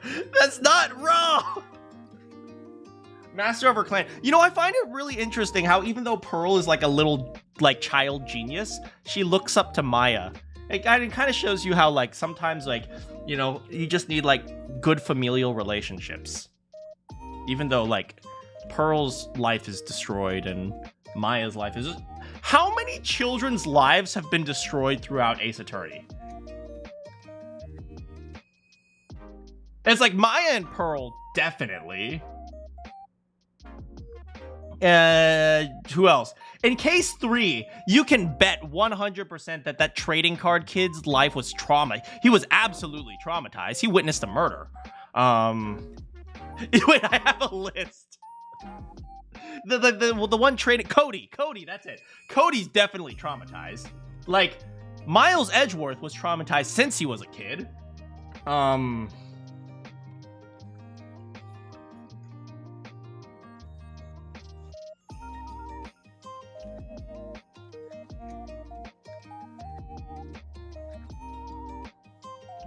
Yeah, so Miles Edgeworth, definitely. We know Von Karma, Franziska Von Karma, absolutely her life was awful. Why does he think she goes around whipping people? Apparently she's really popular in the fandom. What the frick is wrong with you guys? What the frick is wrong with me?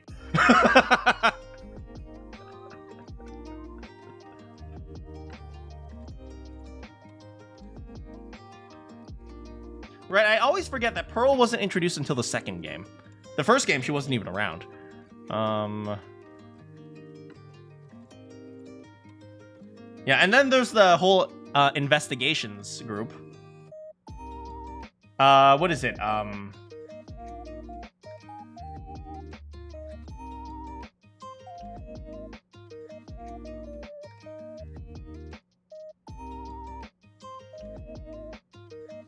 Yeah, lots of people's lives were just destroyed throughout this game. Not Will Powers. His life was already destroyed.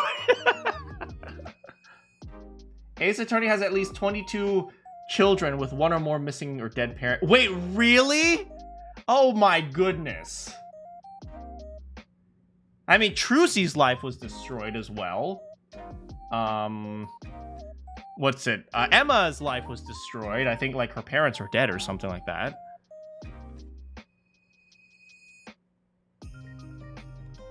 Yeah, there's a lot of kids who just suffer throughout this game. It's one of the reasons why I like this game. That sounds really weird.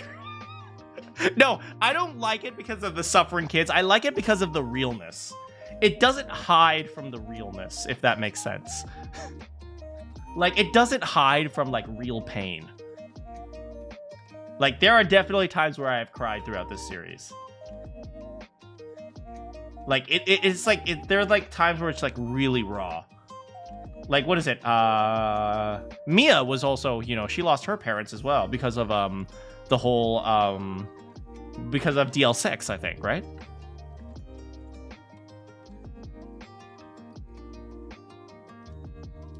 Yeah, Mia's a little bit older than Edgeworth, and Edgeworth was like a kid when DL6 happened, so Mia must have been like a teenager. Yeah. Yeah, there's a lot of like sad stuff that goes on in this game. I want to look it up, but I know I shouldn't because I might spoil myself. Right, even Apollo's life was destroyed. Apollo's life wasn't, you know, was pretty awful. Because he I think he grew up as an orphan because his mom abandoned him or something. As far as we understand, his mom abandoned him. We don't know who the dad is, but his mom functionally abandoned him. And then she comes back like, what did I want to look up? I just wanted to look up the list of kids, but I realized I probably shouldn't because there might be spoilers for the next few games.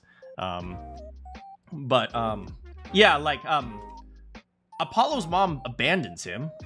Years later, she comes back, and I try to hit on her.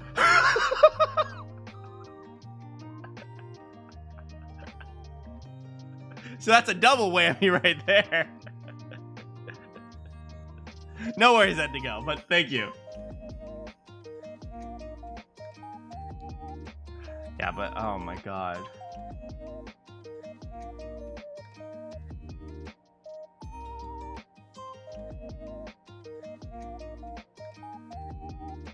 Right, and there's what is it? I suppose it's not kids, but as a teenager, there's Eeny, Meeny, Miny, Mo.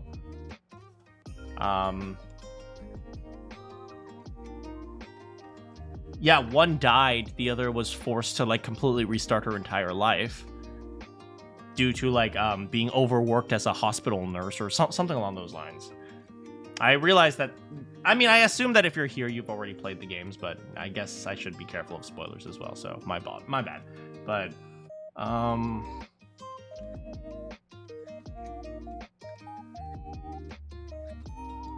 yeah, there's just so many people. Like, that's one thing I really like about, like, I really like it when games don't hide from, like, difficult situations. You know? I like it when villains are actually represented as people, if that makes sense. Like, because I always say this, all villains are victims. Well, almost all of them. Maybe not William Shakespeare, but almost all villains are actually victims. So I love it when they represent that. When they represent this idea that, you know, the reason why they are villains is because they are victims. And so, like, you understand, like, the reality of it. I feel like nowadays, when it comes to video game writing, people are afraid of making villains understandable and human. Because they're afraid that, oh, what if people like the villains? Oh, isn't that a bad thing? We have to make all the villains, like, 100% evil. Technically, you could say Shakespeare was a victim of poverty. Fair. That is fair. That is actually a very fair assessment, right? Sometimes when you are poor, you have to do bad things in order to survive. Gina's too, right? It just so happens that Gina got lucky and, you know, she met Iris, who eventually, you know, who didn't care that she stole a gun. Like, Gina's super lucky.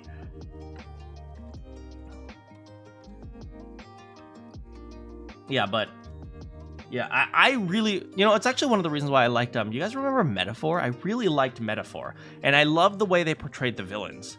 I love the way they portrayed what's his name? Who was Louis Guillaume's dude? The Scottish guy. The guy who's like, now die! What was his name? Zorba. I really liked Zorba. And I really liked what's his name? What's his face?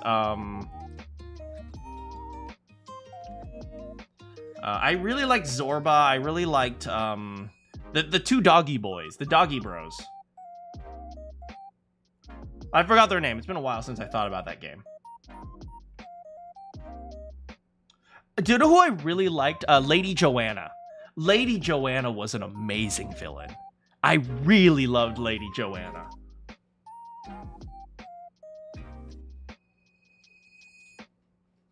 Do you guys remember Lady Joanna from Metaphor? Spoilers for those who haven't played Metaphor, but I guess the fact that frick, I should have said the spoiler thing earlier. I apologize again. But yeah, spoilers. But yeah, Lady Joanna was so good. Such an amazing villain. And, you know, the person who, you know, you never played Metaphor, but it's okay, probably won't. Okay. Yeah, and of course, the person who defeats her is Heizme, the person who goes through the exact same difficulties that she does.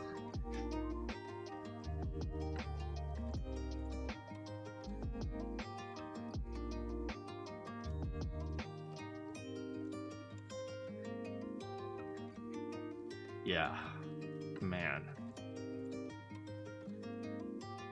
Metaphor was such a good game.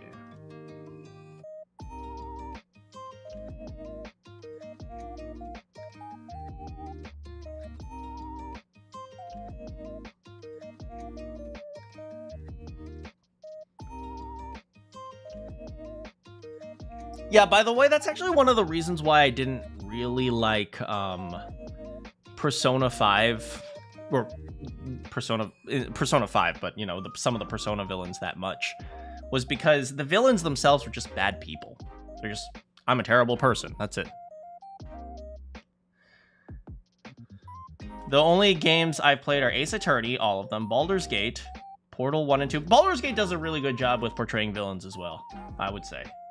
Although, you know, maybe a little bit less so, because some of them are just evil for the sake of being evil, because that's like, oh, I worship the god of death, and therefore I go around killing people because that's my religion. So it's like, you don't have as much sympathy for those guys. But there are a lot of villains who are also kind of victims in those games as well.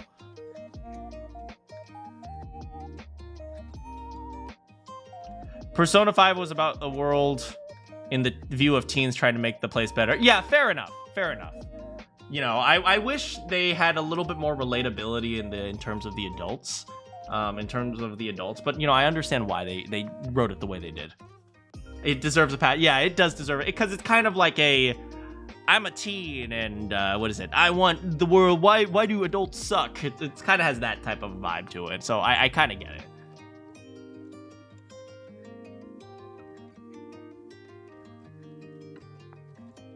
It would be bad if the adults were relatable. I mean, for some of them, maybe. For some of them, I think you can get a pass. For example, like in Futaba's dungeon, Futaba was functionally the big bad, and so you kind of could relate to that. But it's like someone like what's her name? Haru's dad could have been a little bit more relatable. It's kind of like just a obsessive businessman who tries to, who tries to get every advantage he can. That could be a little bit more relatable. Maybe like the first one, a dude who tries to have honky tonky with high school student. Maybe that one could be a little bit less relatable, or at the very least, it could be relatable. It doesn't have to be. It doesn't have to be relatable. That one is understandably its own problem, but. Pancakes was super relatable. That's fair. I think that is very fair. Yeah, gifted child syndrome, functionally. However, I can't take him. What is that? I like the big bad of Act 2. If only he accept your friendship offer. You'd therapy. Fair enough. Fair enough.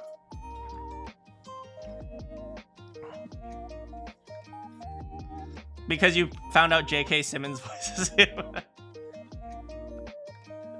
You know, by the way, just totally random, but from a completely different perspective, since we're talking about voice acting. Recently, I've been a little bit fed up with the culture of almost like idol worship in voice acting, if that kind of makes sense. Like, and I don't mean to call out any voice actors. I'm going to use some examples, but I don't mean like that they're bad or anything. But I've been thinking about like, Matt Mercer. Everyone knows who Matt Mercer was. He got popular from the whole D&D podcast thing, right? But nowadays, people treat him like an idol. Like, people don't care about his characters. They care about his characters because they are voiced by Matt Mercer. It's like Matt Mercer almost comes before his characters. And so, like, that's something that I'm not really... The guy who does Solo Leveling. You mean the English voice? That's Alex Lee. He's also the voice of Vivia Twilight, by the way. And I know that so many fangirls like Vivia because he's voiced by Alex Lee. Not because they like Vivia specifically, but Alex Lee is usually the guy who voices all the brooding, sexy characters. Oh, thank you, Yuma. I didn't realize you would take the time to spend some time with me. It's like he's always voicing those broody, like tough guy, broody characters. He also voices, Lighter from Zenless Zone Zero. So every fangirl loves Lighter now. It's like it becomes really difficult because like the actor comes before the character. So it's like you stop even caring about the character. Like you think about all the voices that Matt Mercer has done, and like many of them I didn't know, but that's exactly that's the exact thing you're saying, Indigo. It's like the moment you found out J.K. Simmons voices, I forgot his name, but the big bad of Act 2, you're like, oh, well, now I can only associate him with every other role that J.K. Simmons played, right? So like I totally get that. And like I feel like this is especially true in the anime community, but a lot of video game and anime community has like a cross, what do you call it? Like they overlap with each other. So it's like I feel like a lot of the voice actors they end up being like they end up superseding their characters, and I feel like that's not the way we were meant to experience stories and stuff like that. So it kind of becomes a little bit difficult to appreciate fiction when the marketing tool, or like when like the thing that things are known for, isn't the character itself, but Matt Mercer as the voice of this character.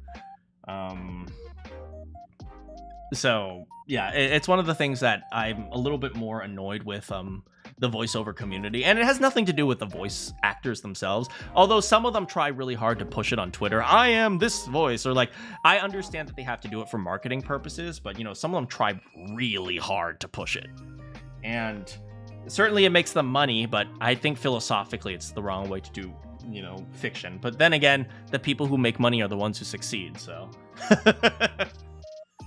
I don't know 99% of voice actors. I only know J.K. Simmons because funny Spider-Man. No, I totally get you. I totally get what you're saying. It doesn't affect your enjoyment. I mean, I totally get you, right? But it's like, at a certain point, like, regardless of how hard you try, it's like, there is some sort of, like, subconsciousness that just hits you.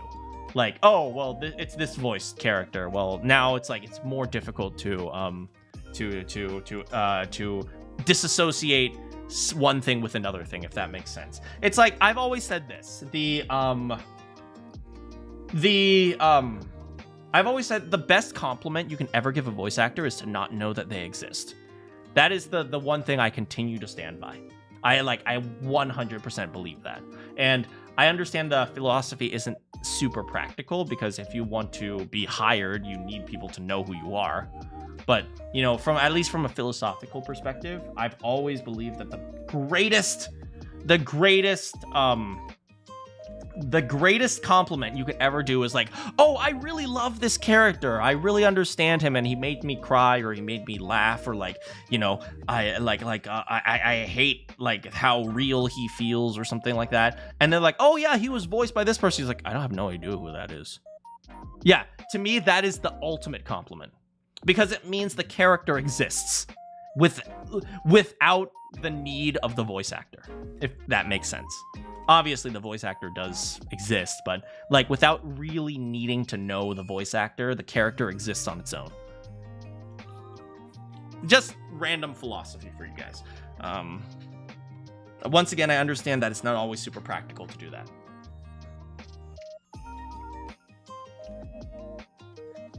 It makes sense? Okay, I'm glad it makes sense. At least to an extent. I actually have to make a video later today. One of my people needed a video from me, so I'm gonna have to finish it up and send it over. Yeah, but I'm glad I got to have like a full day with you guys, or like a. Also, I should eat. It's getting super late. Thanks so much for hanging out with me, guys. Yeah, it's time for me to head out. Good morning, good afternoon, good evening, or good night. What should I eat? I don't know. Maybe we'll just have a burger or something. Do you have any quests for me? I'll see you all next time.